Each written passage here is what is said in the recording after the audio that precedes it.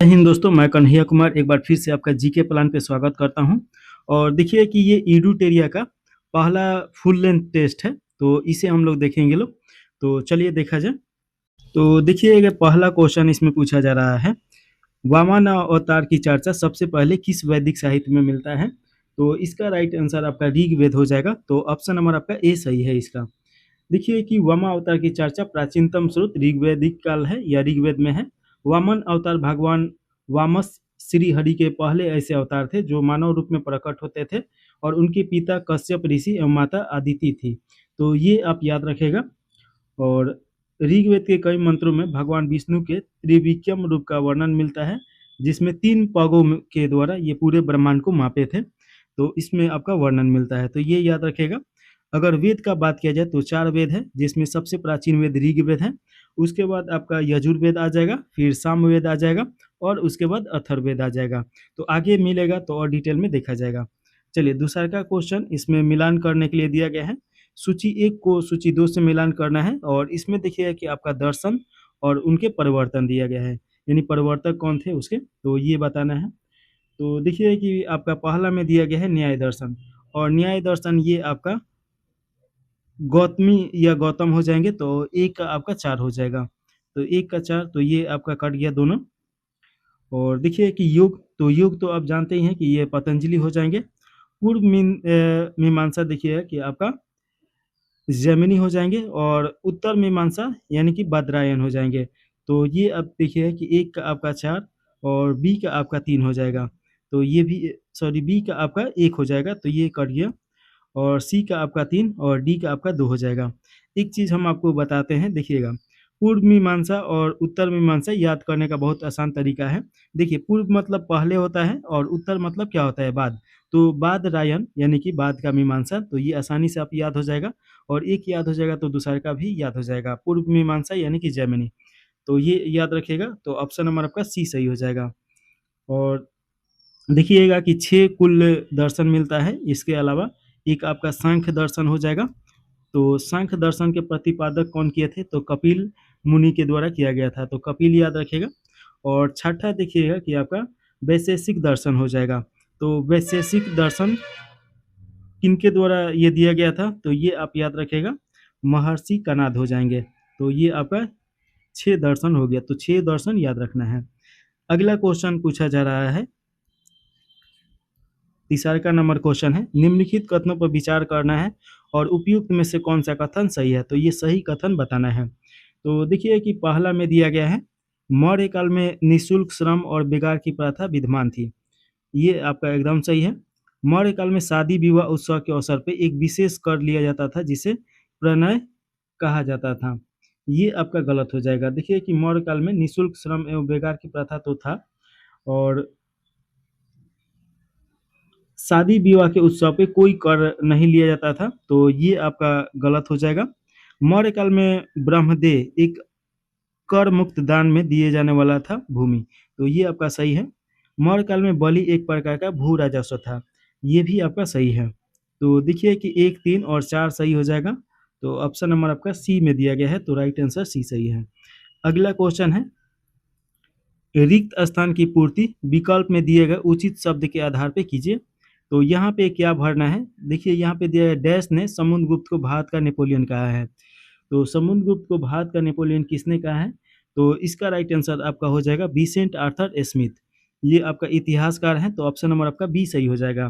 देखिए इनके द्वारा बताया गया कि समुद्रगुप्त, ये भारत के नेपोलियन से तुलना किया गया। और देखिए समुद्रगुप्त जो हैं, ये आपका गुप्त वंश के शासक हैं, और एक भी युद्ध इनके हारने का साक्ष्य नहीं मिलता है। और प्रयाग स्तंभ देखिएगा कि ये इनसे ही संबंधित है, तो ये आप याद रखिएगा।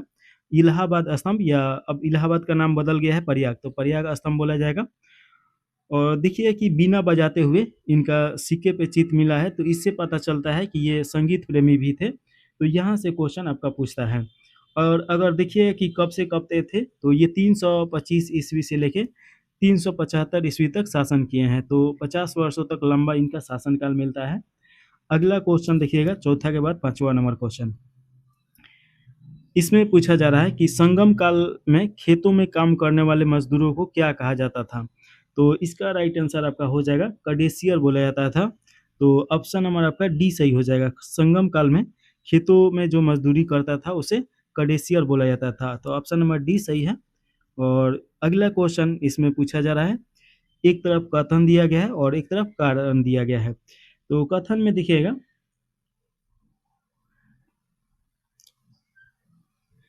हर्ष के समय से कनौज का राजनीतिक शक्ति के केंद्र के रूप में उभरना उत्तर भारत में सामंत युग के आगमन का सूचक था। तो ये देखिएगा कि आपका ये तो सही है कि हर्ष के समय से कनौज का राजनीतिक शक्ति के केंद्र के रूप में उभरना उत्तर भारत में सामंत युग के आगमन का सूचक था। दूसरा में है, हर्ष का राज्य उत्तर भारत में कश्मीर को छोड़कर शेष प्रांतों में था। तो देखिए कि आपका दोनों सही है, ए और आर दोनों सही है, तो ऑप्शन नंबर बी सही हो जाएगा। लेकिन आर ए का सही डिस्कशन नहीं कर रहा है, तो इसीलिए ए नहीं होगा। और देखिए कि हर्षवर्धन और पुलकेशियन द्वितीय का चर्चा मिलता है दोनों का युद्ध के बीच में। जब हर्षवर्धन दक्षिण भारत की तरफ अपना कूच करता है, यानी कि दक्षिण भारत की तरफ अभियान चलाता है, तो पुलकेशियन द्वितीय के द्वारा नर्मदा नदी के तट पे इसे हरा दिया जाता है। तो ये आप याद रखिएगा। अगला क्वेश्चन 7वां नंबर क्वेश्चन है, चंदेल वंश के संस्थापक कौन थे? तो इसका राइट आंसर आपका हो जाएगा ननुक के द्वारा इसके स्थापना किया गया था। तो ऑप्शन नंबर आपका ए सही है। और देखिए कि बुंदेलखंड क्षेत्र तत्कालीन जीजाकुभी में जो मध्य क्षेत्र है उसी के आसपास में चंदेल वंश था लोग, और इसकी राजधानी आपका खजुराहो था। तो खजुराहो मंदिर तो आप नाम सुने ही होंगे और प्रश्न भी आया होगा, तो ये आप याद रखिएगा। तो इसका राइट आंसर ए सही हो जाएगा। अगला क्वेश्चन है, अशोककालीन प्रसिद्ध कलसी अभिलेख किस स्थान से प्राप्त हुआ है? तो ये थोड़ा सा वीवीआई क्वेश्चन है, ज़्यादा मतलब इम्पोर्टेंट क्वेश्चन है क्योंकि ये चर्चा में था कलसी अभिलेख, तो ये आप जरूर याद रखिएगा। ये आपका देहरादून में मिला है, तो ऑप्शन नंबर आपका सी सही हो जाएगा। और देखिए कि ये लगभग 269 ईसा पूर्व के आसपास का ये समय दर्शाता है। अगला क्वेश्चन है, दिल्ली सल्तनत के संदर्भ में दस्तार बंदाज से क्या तात्पर्य है?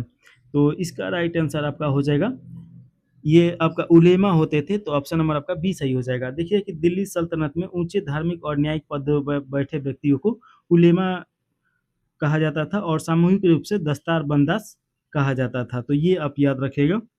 अगला क्वेश्चन है, भारत में सबसे प्रसिद्ध सूफी सिलसिला चिश्ती के प्रचारक ख्वाजा मोइनुद्दीन चिश्ती किसकी सेना के साथ भारत आए थे? तो इसका राइट आंसर हो जाएगा मोहम्मद गौरी के साथ भारत आए थे। तो ऑप्शन नंबर आपका सी सही हो जाएगा। 10 के बाद 11 नंबर क्वेश्चन देखिएगा, निम्नलिखित कथनों पर विचार कीजिए और उपयुक्त में से कौन से कथन सही है? तो इसमें सही कथन का चुनाव करना है और देखना है कि कौन सा सही है। तो पहला में दिया गया है कि मोती मस्जिद आगरा का निर्माण अकबर द्वारा करवाया गया, ये आपका एकदम गलत है। देखिए कि मोती मस्जिद का निर्माण, देखिए कि आगरा में जो मोती मस्जिद है ये शाहजहां के द्वारा कराया गया था, ना कि अकबर के द्वारा। तो पहला ऑप्शन गलत हो गया। मोती मस्जिद दिल्ली का निर्माण शाहजहां द्वारा कराया गया था, ये आपका गलत है। दिल्ली वाला जो देखिए कि लाल किला के अंदर एक मोती मस्जिद मिलता है, जिसमें का मोती तो सब अंग्रेज चुरा लिया है लोग, लेकिन ये मोती मस्जिद के नाम से आज भी फेमस है। जब भी आप लाल किला में जाइएगा तो ये आपको देखने को मिलेगा। और देखिए कि इसका निर्माण आपका औरंगजेब के द्वारा कराया गया था, तो ये याद रखिएगा। तो ये भी आपका गलत हो जाएगा। तो दोनों गलत है, तो आपका ऑप्शन नंबर डी सही हो जाएगा, ना एक और ना दो सही। अगला क्वेश्चन है 12 नंबर, इधर शासक दिया गया है, इधर विदेशी यात्री दिया गया है, और ये बताना है कि कौन सा सुमेलित नहीं है इसमें। तो देखिए कि अकबर के समय सर टॉमस रो आया था, ये आपका गलत हो जाएगा। देखिए कि मुगल काल के दौरान अनेक विदेशी यात्री आता है लोग, ये टॉमस रो आपका जहांगीर के समय आया था, इसीलिए ये गलत हो जाएगा। और जहांगीर के समय विलियम शाकिन आया था, शाहजहां के समय एवर्नियर, औरंगजेब के समय मनुची आया था, तो ये आपका सभी सही है। तो ऑप्शन नंबर आपका ए सही हो जाएगा क्योंकि इसमें गलत चुनना था। अगला क्वेश्चन है, इसमें मिलान करना है, एक तरफ युद्ध दिया गया है और एक तरफ शासन दिया गया है, यानी कि शासक किसके काल में हुआ था। तो देखिए कि खुसरो का विद्रोह, ये आपका जहांगीर के पुत्र था, तो इसका क्या हो जाएगा? खुसरो का विद्रोह ये आपका 1 का 4 हो जाएगा। और इसके बाद देखिएगा कि खानवा का युद्ध, ये बाबर और राणा संगा के विरुद्ध में हुआ था, तो ये देखिएगा कि आपका बी का 1 हो जाएगा। हल्दी घाटी का युद्ध, ये अकबर और राणा प्रताप के विरुद्ध में लड़ा गया था, तो ये आपका हल्दी घाटी का युद्ध, ये आपका 3 हो जाएगा। बिलग्राम का युद्ध तो जानते ही हैं कि हुमायूं और शेरशाह के बीच में हुआ था, जिसमें शेरशाह जीत जाता है, तो डी का आपका 2 सही हो जाएगा। तो देखिए कि 1 का 4, तो ये दोनों कट गया, बी का 1 और सी का आपका देखिएगा कि हल्दी घाटी का युद्ध यानी 3 4 का हो जाएगा, तो ये कट गया। ऑप्शन नंबर आपका बी सही हो जाएगा। अगला क्वेश्चन है 14 नंबर, इसमें पूछा जा रहा है कि भारत में पुर्तगाली शक्ति का वास्तविक संस्थापक किसे माना जाता है? तो इसका राइट आंसर आपका हो जाएगा अल्बुकर्क को माना जाता है, तो ऑप्शन नंबर आपका सी सही हो जाएगा। और देखिएगा कि आपका बार्थोली डियाज से क्या क्वेश्चन पूछ सकता है, तो ये पूछ सकता है कि जो पुर्तगाली आया था लोग, तो एक रास्ता से आता है लोग जो कि अफ्रीका के पार से होते हुए आता है लोग, हिंद महासागर होते हुए, तो उसे केप ऑफ कुमरिन वे बोला जाता है, तो उसका खोज कौन किया था? तो बार्थोलियो डियाज के द्वारा किया गया था। वास्को डी गामा के बारे में जानते ही हैं कि वास्को डी गामा भारत में 1498 ईस्वी में कालीकट के तट पे यानी कि केरल के तट पे ये उतरता है और उसका नाम रहता है कालीकट, तो ये याद रखेगा। कब आया था? तो 17 मई को आया था, 1498 को। अगला क्वेश्चन है, निम्न में से किस सिख गुरु के द्वारा सिखों का खालसा में रूपांतरण किया गया? तो इसका राइट आंसर आपका डी हो जाएगा, गुरु गोविंद सिंह हो जाएंगे। इनके द्वारा खालसा पंथ बनाया गया था। और देखिए कि इनका जन्म पटना में होता है 1699 ईस्वी में, और ये अंतिम गुरु भी है थे, 10वां गुरु, और गुरु पद यहाँ पे समाप्त कर देते हैं। तो 15 का राइट आंसर डी सही हो जाएगा। इसके बाद 16 नंबर क्वेश्चन देखिए, लिखित कथनों पर विचार करना है और सही विकल्प का चुनाव करना है।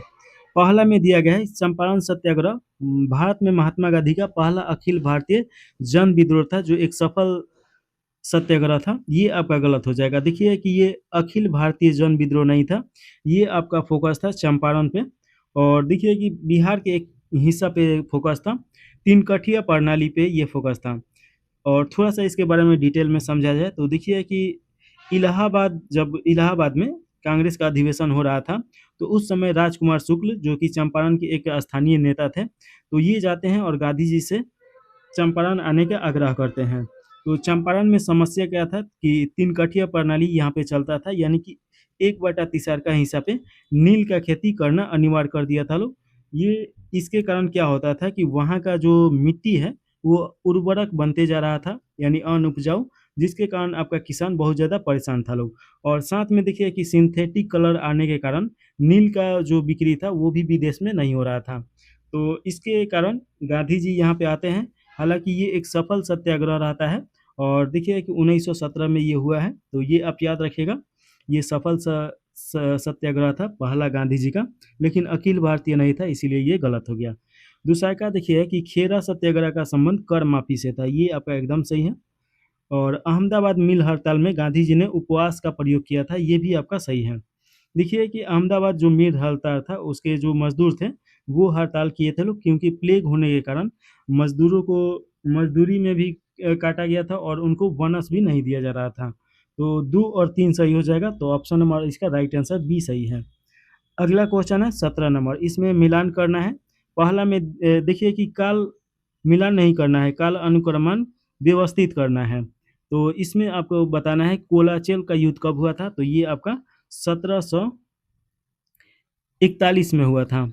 और देखिए कि त्रावणकोर के मार्तंड वर्मा द्वारा डच नौसेना की हार हो गया था, तो ये आप याद रखिएगा। डुप्ले की वापसी आपका 1754 में हुआ था, तो ये आप थोड़ा सा याद रखिए। और उसके बाद वेदरा का युद्ध देखिए कि ये आपका कब हुआ था, तो 1759 में हुआ था वेदरा का युद्ध।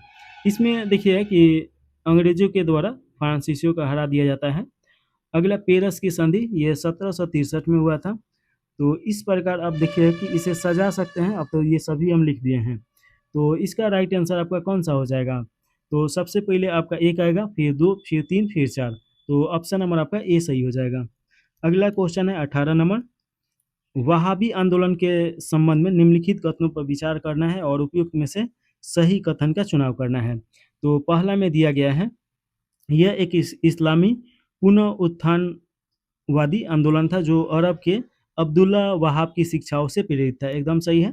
भारत में इसका नेतृत्व सैयद अहमद बरेली ने किया था, ये भी सही है। यह एक ब्रिटिश विरोधी आंदोलन में बदल गया, ये भी आपका सही है, तीनों सही है, तो ऑप्शन नंबर आपका डी सही हो जाएगा। अगला क्वेश्चन देखिएगा, 19 नंबर क्वेश्चन।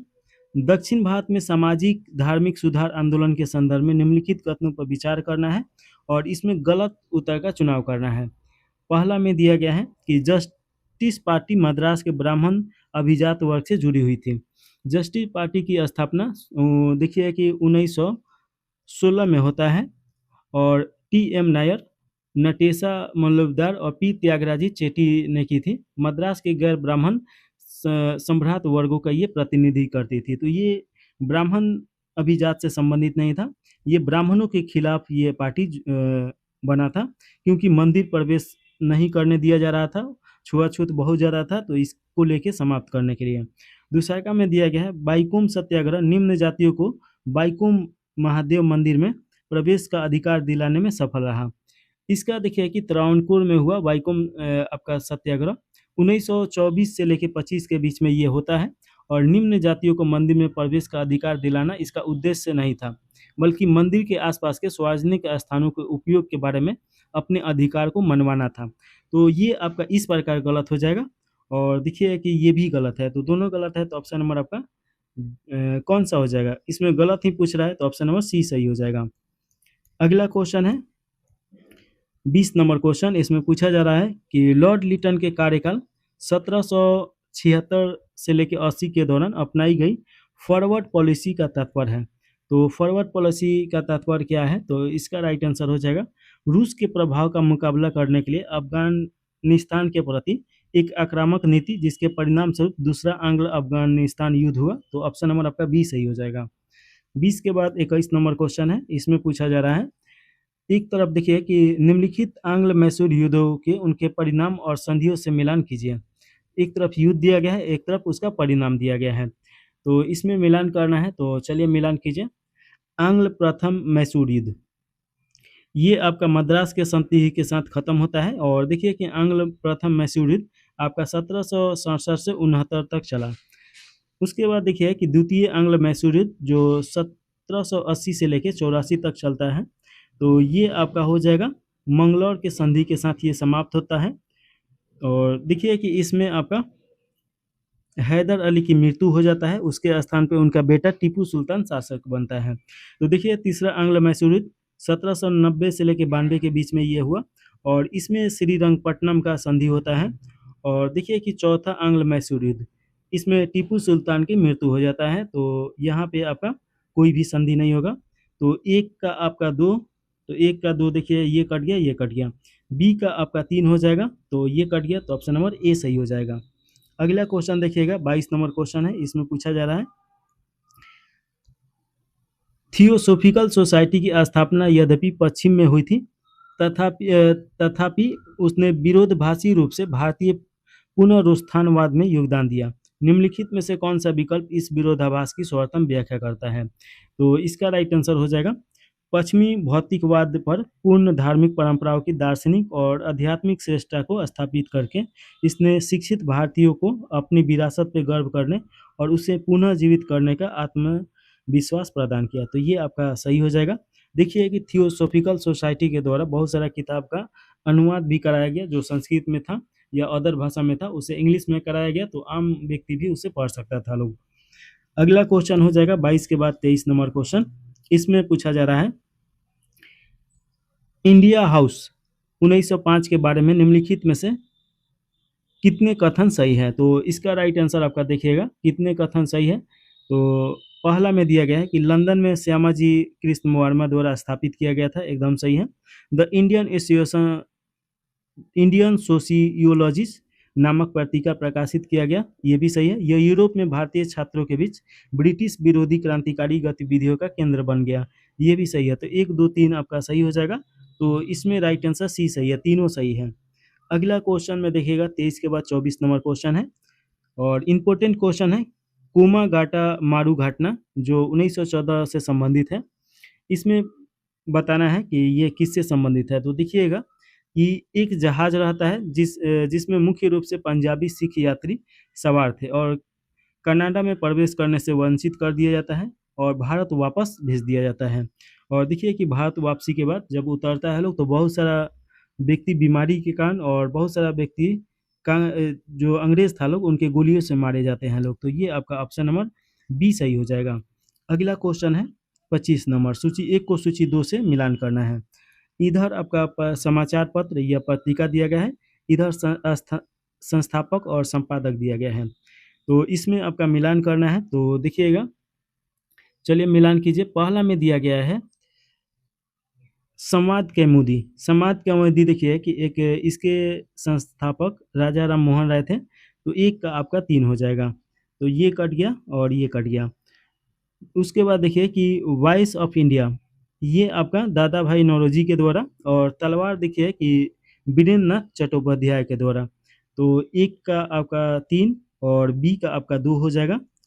तो बी का 2 देखिएगा कि आपका ये कट गया, तो ऑप्शन नंबर बी सही हो जाएगा और सी का 1 हो जाएगा। अगला क्वेश्चन है 26 नंबर, निम्नलिखित में से किस संस्था की स्थापना भारत में प्राच्य विद्या को बढ़ावा देने के मुख्य उद्देश्य से की गई थी? तो इसका राइट आंसर आपका सी सही हो जाएगा। देखिए कि कलकत्ता मदरसा, इसे प्राच्य विद्या यानी कि जो पाश्चात्य विद्या था जो आपका पश्चिमी का, उसको बढ़ावा देने के लिए कलकत्ता मद्रास का स्थापना किया गया था। तो ये आप याद रखिएगा। और देखिए कि फोर्ट विलियम कॉलेज की स्थापना आपका 1800 में किया जाता है, तो ये आप याद रखिएगा। और हिंदू कॉलेज की स्थापना कलकत्ता में देखिएगा कि 1817 में स्थापित किया गया, तो ये आप याद रखिएगा। और कलकत्ता मदरसा की स्थापना कब किया गया? तो 1781 में किया गया। थॉमस इंजीनियरिंग कॉलेज की स्थापना ये कब किया गया? तो 1847 में किया गया। तो ये डेट थोड़ा सा आप याद रख सकते हैं। 26 के बाद 27 नंबर क्वेश्चन में पूछा जा रहा है, निम्नलिखित में से कौन सा लॉर्ड कर्जन जो 1899 से लेकर 1905 तक का सबसे महत्वपूर्ण आर्थिक योगदान माना जाता है? तो देखिए कि आपका माना जाता है, उन्होंने वाणिज्य और उद्योग विभाग की स्थापना की और पूसा में एक कृषि अनुसंधान की स्थापना किया गया। तो ऑप्शन नंबर आपका बी सही हो जाएगा। और देखिए कि इसमें आपका आरबीआई की स्थापना का बात किया जा रहा है, तो आरबीआई देखिए कि इसकी स्थापना 1934 के अधिनियम के तहत आपका 1935 में किया गया था, तो ये याद रखिएगा। चलिए अगला क्वेश्चन है 28 नंबर क्वेश्चन पूछा जा रहा है। इसमें आपका अभिकथन और कारक दिया गया है, तो चलिए देखा जाए। पहला में दिया गया है अभिकथन में, जनवरी 1915 में भारत लौटने के तुरंत बाद गांधी जी ने कोई भी बड़ी राजनीतिक कदम उठाने से इनकार कर दिया। ये आपका एकदम सही है।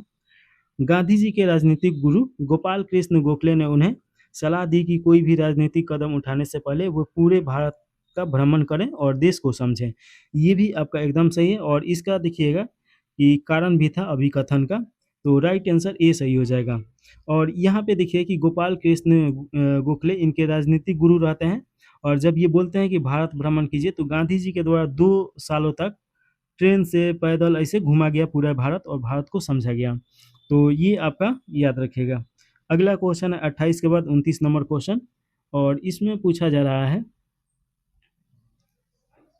सैंडल आयोग का मुख्य रूप से किन सुधारों से संबंधित था? तो इसका राइट आंसर आपका बी हो जाएगा, विश्वविद्यालय शिक्षा। तो ऑप्शन नंबर आपका बी सही है। और देखिए कि ये 1917 में लाया गया था। कलकत्ता विश्वविद्यालय और विश्वविद्यालय शिक्षा की समस्याओं की जांच करने के लिए इसे नियुक्त किया गया था। तो ऑप्शन नंबर आपका बी सही हो जाएगा। अगला क्वेश्चन है, इसमें पूछा जा रहा है कि निम्नलिखित में से कौन सा कथन सही ढंग से यह स्पष्ट कर रहा है कि विदेशों में चल रही क्रांतिकारी गतिविधियां अंततः भारत में एक सशस्त्र विद्रोह भड़काने में असफल क्यों रही? इसका क्या कारण था? तो देखिए कि पहला में दिया गया है कि ब्रिटिश खुफिया एजेंसियों ने विदेशों में मौजूद अधिकांश क्रांतिकारी गुटों में सफलतापूर्वक सेंध लगा दी थी। ये आपका सही है। दूसरा का देखिएगा कि क्रांतिकारी गुटों में आपसी तालमेल का अभाव था और भारत के भीतर इनका कोई जन आधार नहीं था। ये भी आपका सही है। तो दोनों सही है। तो देखिए कि इसका राइट आंसर सी सही हो जाएगा। अगला क्वेश्चन है 31 नंबर क्वेश्चन है, 2 केजी द्रव्यमान वाली एक पिस्तौल से 20 ग्राम द्रव्यमान की एक गोली को 150 मीटर प्रति सेकंड वेग से क्षैतिज रूप से दागा जाता है। पिस्तौल का प्रक्षेपण वेग कितना होगा? तो इसका राइट आंसर आपका हो जाएगा 1.5 मीटर प्रति सेकेंड होगा, तो ऑप्शन नंबर बी सही हो जाएगा। इसे बना लीजिएगा, फिजिक्स का न्यूमेरिकल है, तो इसे समझाने के लिए सभी चीज़ एक-एक करके बताना पड़ेगा, जो कि काफ़ी समय लगेगा। अगला क्वेश्चन है, पता लगाया कि विद्युत धारा ले जाने वाला चालक अपने चारों ओर चुंबकीय क्षेत्र उत्पन्न करते हैं। तो इसका राइट आंसर आपका बी सही हो जाएगा। हंस क्रिश्चियन ओर्सेस्ट के द्वारा ये पता लगाया गया। थोड़ा-सा हम आपको ये बता रहे हैं कि देखिए किसने विद्युत धारा ले जाने वाला चालक अपने चारों ओर चुंबकीय क्षेत्र कैसे उत्पन्न करता है लोग। तो कभी देखिए कि इलेक्ट्रिक का जो तार जाता है, तो तार तो एल्युमिनियम या तांबा किसी का भी हो सकता है। तो मान लीजिए कि ये एल्युमिनियम का तार है और यहाँ पे देखिएगा कि आपका 2 तार यहाँ पे है, एक माइनस और प्लस, और ये इधर जोड़ दिया गया। अब यहाँ से इलेक्ट्रिसिटी प्रवाहित हो रहा है। तो देखिए कि अगर कुछ दूरी पे भी अगर कोई वस्तु है जो उसमें बिजली संचालित हो सकता है, वो अपनी तरफ खींच लेता है। इसका कारण क्या रहता है? चुंबकीय क्षेत्र का उत्पन्न होना ही ये दूर से अपनी तरफ आकर्षित कर लेता है। तो ये आप थोड़ा-सा याद रखिएगा। चलिए अगला क्वेश्चन है 32 के बाद 33 नंबर क्वेश्चन। इसमें पूछा जा रहा है कि कथन और कारक दिया है। पहला में दिया गया है, एक खुरदुरी क्षैतिज सतह पर रखे m द्रव्यमान के एक ब्लॉक को एक क्षैतिज बल F द्वारा खींचा जाता है। ब्लॉक तब तक गति नहीं करता है जब तक कि F का मान सीमांत घर्षण से अधिक नहीं हो जाती है। इसका क्या कारण है ये बताना है। तो देखिएगा, क्षैतिज घर्षण एक स्वतः समायोजित बल है जो लगाए गए बल के साथ एक अधिकतम सीमा तक बढ़ता है। ये आपका ये भी सही है और ये भी सही है, और इसका ये सही डिस्कशन भी कर रहा है। तो इसका राइट आंसर आपका ए सही हो जाएगा। चलिए 33 के बाद 34 नंबर क्वेश्चन में पूछा जा रहा है कि 1000 वाट 220 वोल्टेज रेटिंग वाले इलेक्ट्रिक हीटर का इस्तेमाल रोज 2 घंटा किया जाता है। 5 रुपए प्रति यूनिट की दर से 30 दिनों में खर्च हुई ऊर्जा की लागत क्या होगा? तो इसका राइट आंसर आपका बी सही हो जाएगा। 300 रुपए निकल के आएगा, तो ये आप निकाल लीजिएगा। अगला क्वेश्चन है, ऊष्मागतिकी के दूसरे नियम के क्लॉसियर के कथन के अनुसार ऊष्मा अपने आप इनमें से किस में प्रवाहित नहीं हो सकती है? तो इसका राइट आंसर आपका हो जाएगा, कम गर्म वस्तु से अधिक गर्म वस्तु की ओर ये प्रवाहित नहीं हो सकती है। तो ये आपका ऑप्शन नंबर बी सही हो जाएगा। एक चीज देखिए कि ऊष्मा जो होता है, जैसे कि मान लीजिए कि एक रॉड है और यहाँ पे मान लीजिए कि आग लगाया गया और इसे गर्म किया जा रहा है। तो देखिए शुरुआत में तो इसमें सभी में सामान्य तापमान होगा, लेकिन जैसे-जैसे यहाँ पे हीट होगा, तो ये क्या करेगा कि ये पूरे को गर्म करना स्टार्ट कर देगा। चालन विधि के द्वारा गर्म होता है ऊष्मा। तो देखिए कि ये जो कण रहता है, एक दूसरे कण को गर्म करना स्टार्ट करता है और तब तक ये गर्म होगा जब तक कि ये सभी जगह एक समान गर्म ना हो जाए। और यहाँ कहने का मतलब है कि देखिए जैसे कि इधर मान लीजिए ऊष्मा ज़्यादा है, तो इधर से तो इधर ये आएगा, लेकिन जिधर ऊष्मा कम है उधर से ये इधर नहीं आएगा। तो इसका राइट आंसर आपका बी सही हो जाएगा। 36 नंबर क्वेश्चन है, इसमें पूछा जा रहा है, एक सरल पेंडुलम को दोलन में स्थापित किया जाता है, फिर क्या होगा ये पूछा जा रहा है। तो इसका राइट आंसर आपका बताना है। तो पहला में दिया गया है कि जब बॉब मध्य स्थिति से गुजरता है तो स्पर्श रेखीय त्वरण शून्य होता है। ये आपका एकदम सही है। दूसरा में दिया गया है कि प्रत्येक चक्र में बॉब 2 बार एक निश्चित वेग की परिणाम स्वरूप प्राप्त करता है। ये भी आपका सही है। दोलन के दौरान जब बॉब अपनी चरम स्थिति पे पहुंचता है तो उसका त्वरण और वेग दोनों शून्य हो जाता है। ये आपका गलत हो जाएगा। त्वरण और वेग दोनों सबसे अधिकतम हो जाएगा। जिससे कि पेंडुलम दोलन आप देखे होंगे तो ये आपको समझ में आएगा कि जैसे मान लीजिए कि ये सबसे जो चरम पे जाएगा तो उस समय इसका सबसे ज़्यादा वेग आपका हो जाता है और त्वरण हो जाता है। ये गलत है। सरल लोलक के दोलन का आयाम समय के साथ घटता जाता है। ये आपका सही है। धीरे-धीरे स्थिर हो जाएगा, तो ये आपका घटता जाएगा। तो ऑप्शन नंबर देखिए कि 1, 2 और 4 हो जाएगा। तो ये ऑप्शन नंबर सी सही है। 36 के बाद 37 नंबर क्वेश्चन है, यदि तापमान को 9 डिग्री सेल्सियस से घटा के 3 डिग्री सेल्सियस कर दिया जाए तो पानी के आयतन में क्या परिवर्तन आएगा? तो पानी के आयतन में क्या परिवर्तन आएगा? तो इसका राइट आंसर देखिएगा कि आयतन पहले घटेगा और फिर बढ़ेगा। तो ऑप्शन नंबर आपका सी सही हो जाएगा। इसमें पूछा जा रहा है, नील बोहर के परमाणु मॉडल की अवधारणा के संबंध में निम्नलिखित में से कितने कथन सही है, ये पूछा जा रहा है। तो इसमें बताना है कि कितने कथन सही है।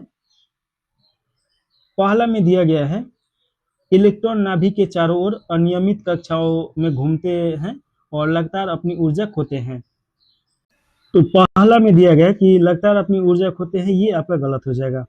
जैसे कि मान लीजिए कि परमाणु, अगर हम मान लें कि ये परमाणु है, तो परमाणु तीन चीज से मिलकर बनता है। एक इलेक्ट्रॉन हो जाएगा, और उसके बाद प्रोटॉन हो जाएगा, और एक हो जाएगा न्यूट्रॉन। तो ये देखिएगा कि आपका न्यूट्रॉन और प्रोटॉन नाभिक में होता है। तो मान लीजिए कि ये नाभिक हो गया, इसमें इलेक्ट्रॉन प्रोटॉन है, और इलेक्ट्रॉन इसके चारों तरफ ये घूमते रहता है, जिसे ऑर्बिट बोला जाता है, हिंदी में कक्षा बोला जाता है। अब देखिए यहाँ पे इलेक्ट्रॉन ये घूमते रहेगा, तो होगा क्या कि इसका ऊर्जा का क्षय नहीं होता है, तो ये आपका गलत हो जाएगा। इसमें बोला है कि ऊर्जा का क्षय होगा, तो ये आपका गलत हो जाएगा। दूसरा का देखिए, इलेक्ट्रॉन निश्चित ऊर्जा स्तरों या कोषों में रहते हैं, परिक्रमा करते समय अपनी ऊर्जा नहीं खोते हैं, ये आपका एकदम सही है। लगातार ऊर्जा क्षय के कारण इलेक्ट्रॉन सर्पिल रूप से नाभिक की ओर बढ़ते हैं, तो ये आपका गलत है। और देखिए कि नाभिक से दूर स्थित इलेक्ट्रॉनों में कम ऊर्जा होती है। ये एक चीज और हम बताते हैं आपको, जैसे कि मान लीजिए कि ये आपका नाभिक हो गया, तो नाभिक में आपका प्रोटॉन और न्यूट्रॉन है, और इसके चारों तरफ आपका ये इलेक्ट्रॉन घूम रहा है। तो इलेक्ट्रॉन नाभिक से जितना दूर होगा, इसमें ऊर्जा उतना ज्यादा होगा, और जितना ज्यादा ये नजदीक होगा उतना ही ऊर्जा कम होगा। तो यहाँ पे चौथा जो ऑप्शन है, दूर स्थित इलेक्ट्रॉनों में कम ऊर्जा होती है, तो ये आपका गलत हो जाएगा। तो देखिए कि ये भी गलत है, ये आपका सही है, सॉरी, और ये भी गलत है, ये भी गलत है। इसमें केवल एक सही है, तो ऑप्शन नंबर आपका ए सही हो जाएगा। अगला क्वेश्चन है 39 नंबर। इसमें पूछा जा रहा है, एक आवेशित कण एक समान चुंबकीय क्षेत्र में इस प्रकार प्रवेश करता है कि उसका वेग क्षेत्र की दिशा में लंबवत होता है। निम्नलिखित कथनों पर विचार करना है। तो इसमें देखिए कि आपका पहले देख लिया जाए कि गलत पूछ रहा है कि सही। तो सही कथन का चुनाव करना है। तो देखिए, एक आवेशित कण का मतलब क्या होता है कि उस पर आपका प्रोटॉन या इलेक्ट्रॉन चार्ज आ गया है, एक समान चुंबकीय क्षेत्र में इस प्रकार प्रवेश करता है कि उसका वेग क्षेत्र की दिशा में लंबवत होता है। निम्नलिखित कथनों पर विचार करना है। पहला में दिया गया है कि कण की चाल स्थिर रहती है, एकदम सही है। कण की गतिज ऊर्जा भी स्थिर रहेगा। कण पर चुंबकीय बल द्वारा किया गया कार्य शून्य होगा, ये भी सही है। कण एक समान वृत्तीय गति करता है, ये भी सही है, चारों सही है। तो ऑप्शन नंबर आपका क्या हो जाएगा? तो ऑप्शन नंबर आपका डी सही हो जाएगा। चलिए अगला क्वेश्चन है 40 नंबर, और इसमें मिलान करना है। दिया गया सूची एक में दिया गया बहुलकों का मिलान सूची 2 में दिया गया उनके मुख्य उपयोग से कीजिए और विकल्प का चुनाव करना है। इधर आपका पॉलीमर दिया गया है और इधर उसका उपयोग दिया गया है। तो पहला में दिया गया है मेलामाइन फॉर्मेल्डिहाइड, इसका उपयोग किस में किया जाता है? तो न टूटने वाले बर्तन बनाया जाता है, तो एक का आपका बी हो जाएगा। तो एक का बी देखेंगे तो ये कट गया और ये भी कट गया। इसके बाद देखिए कि नियोप्रीन का उपयोग किस लिए किया जाता है? तो ये कन्वेटर बेल्ट और स्केटर बनाने में। तो बी का आपका डी हो जाएगा। तो बी का आपका डी, ये भी कट गया। ओरलंग देखिए कि ये आपका ऊन का विकल्प है, ये ओरलंग, तो ये आपका 3 का ई हो जाएगा। ग्लिप्टन क्या है? तो ग्लिप्टन देखिए कि ये पेंट और बाइंडिंग सामग्री बनाने में उपयोग में लिया जाता है। और पॉलीप्रोपिन ये आपका चिकित्सा और प्रयोगशाला में उपयोग में आता है। तो ऑप्शन नंबर आपका ए सही हो जाएगा। 40 के बाद 41 नंबर क्वेश्चन है, आधुनिक आवर्त सारणी के बारे में निम्नलिखित कथनों पर विचार करना है और गलत उत्तर का चयन करना है। तो इसमें देखिए कि पहला में दिया गया है,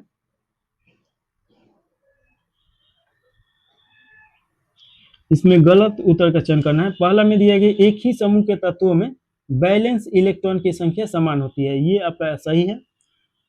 तो देखिए कि दूसरा में एक आवर्त में परमाणु त्रिज्या बाएं से दाएं जाने पर बढ़ती है, बढ़ता नहीं है, घटता है, तो ये आपका गलत हो जाएगा।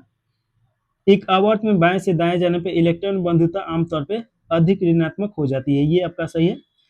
एक आवर्त में विद्युत ऋणात्मक बाएं से दाएं जाने पर घटती है, ये भी घटता नहीं है, बढ़ता है, तो ये आपका ये भी गलत है। तो 2 और 4 गलत है, ऑप्शन नंबर आपका सी सही हो जाएगा।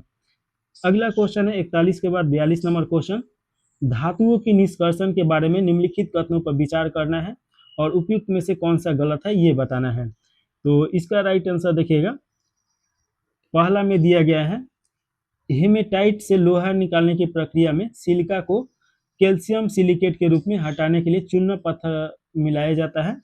ये आपका एकदम सही है। देखिए कि हेमेटाइट से लोहा निकलता है, यानी कि ये लोहा का अयस्क है, तो ये आपका सही हो जाएगा। एल्युमिनियम निकालने की प्रक्रिया में एल्युमिनियम का गलनांक कम करने और उसका चालकता बढ़ाने के लिए क्रायोलाइट मिलाया जाता है, ये आपका सही है। तांबा उसके सल्फाइड अयस्क से ऑटो रिडक्स स्व अपचय विधि द्वारा निकलता है, ये भी आपका सही है। तीनों सही है, तो ऑप्शन नंबर डी सही हो जाएगा, इसमें कोई गलत नहीं है, तो ये डी सही है। 42 के बाद 43 नंबर क्वेश्चन है। इसमें एक समीकरण दिया गया है CH2 बराबर CH माइनस CH बराबर CO2 कि एक अणु में सिग्मा और पाई बंधों की संख्या क्रमशः है। तो ये तो आप देख के ही बता दीजिएगा कि इसमें आपका ए सही हो जाएगा, 9 सिग्मा और 2 आपका पाई हो जाएगा, तो ऑप्शन नंबर आपका ए सही है। अगला क्वेश्चन है निम्नलिखित में से कितने तत्व प्रति चुंबकीय नहीं है। तो इसमें बताना है कि कितना जो तत्व है प्रति चुंबकीय नहीं है, तो इसका राइट आंसर देखिएगा। तो इसे बनाने से पहले ये समझना होगा कि प्रति चुंबकीय मतलब क्या होता है। तो देखिए कि ऐसा तत्व जो बहुत कम चुंबक उसमें होता है, नाम मात्र का होता है, उसे प्रति चुंबकीय बोला जाता है। तो इसमें देखिए कि आपका एक तो सोना हो जाएगा, सोना में बहुत कम चुंबकीय होता है। इसके बाद आप देखिएगा कि पारा ये नहीं होगा, ये भी नहीं होगा, ये भी नहीं होगा, तो इसमें देखिए कि आपका एक सही है, तो ऑप्शन नंबर आपका ए सही हो जाएगा। सोना हो जाएगा, पानी देखिएगा कि पानी में भी बहुत कम होता है, और तांबा भी हो जाएगा, तो ऑप्शन नंबर आपका ए सही है। अगला क्वेश्चन 45 नंबर क्वेश्चन, इसमें पूछा जा रहा है वनस्पति तेलों के हाइड्रोजनीकरण द्वारा वनस्पति घी बनाने में प्रयुक्त उत्प्रेरक है। तो उत्प्रेरक के रूप में इसमें देखिए कि निकल डाला जाता है, तो ऑप्शन नंबर आपका बी सही हो जाएगा। अगला क्वेश्चन है एक शुष्क सेल बैटरी में निम्नलिखित में से किसका उपयोग इलेक्ट्रोलाइट के रूप में किया जाता है। तो टॉर्च वाला बैटरी या ऐसा बैटरी देखे होंगे जो रिमोट वाला बैटरी होता है, उसमें शुष्क सेल डाला जाता है। तो इसमें आपका देखिएगा कि उसमें क्या डाला जाता है, तो अमोनियम क्लोराइड और जिंक का क्लोराइड होता है, तो ऑप्शन नंबर आपका ए सही हो जाएगा। अगला क्वेश्चन 46 के बाद 47 नंबर क्वेश्चन, एक अवतल दर्पण वस्तु से 3 गुना बड़ी वास्तविक छवि बनाती है। यदि वस्तु 20 सेंटीमीटर की दूरी पर है तो फोकस लंबाई क्या होगा। तो इसका राइट आंसर देखिए कि इसका फोकस लंबाई क्या हो जाएगा। ये भी आपका न्यूमेरिकल है और इसके बना के चित्र समझाना पड़ेगा, तो इसका राइट आंसर -15 सेंटीमीटर हो जाएगा, ऑप्शन नंबर बी सही है। अगला क्वेश्चन है मेडुला ऑब्लांगाटा में ब्लड पीएच में बदलाव का संकेत देने के लिए सेंट्रल कीमो रिसोर्सेस के आसपास कौन सा फ्लूइड होता है। तो इसका राइट आंसर आपका देखिए कि मस्तिष्क के मेरु द्रव हो जाएगा, तो ऑप्शन नंबर आपका सी सही हो जाएगा। पीएच मतलब क्या होता है कि पावर ऑफ हाइड्रोजन होता है, तो ये आप याद रखिएगा, इसके बारे में आगे देखा जाएगा। अगला क्वेश्चन 49 नंबर है C4 पौधे में प्रकाश संश्लेषण की प्रक्रिया के संबंध में निम्नलिखित कथनों में से कौन सा कथन सही है। तो देखिएगा कि आपका कार्बन 4 हो जाएगा, सी मतलब कार्बन होगा, तो एक बार देख लिया जाए फिर समझा जाएगा। पहला में दिया गया CO2 का प्राथमिक ग्राही रूपी है, तो देखिए कि CO2 का प्राथमिक ग्राही रूपी नहीं होता है, ये आपका गलत हो जाएगा।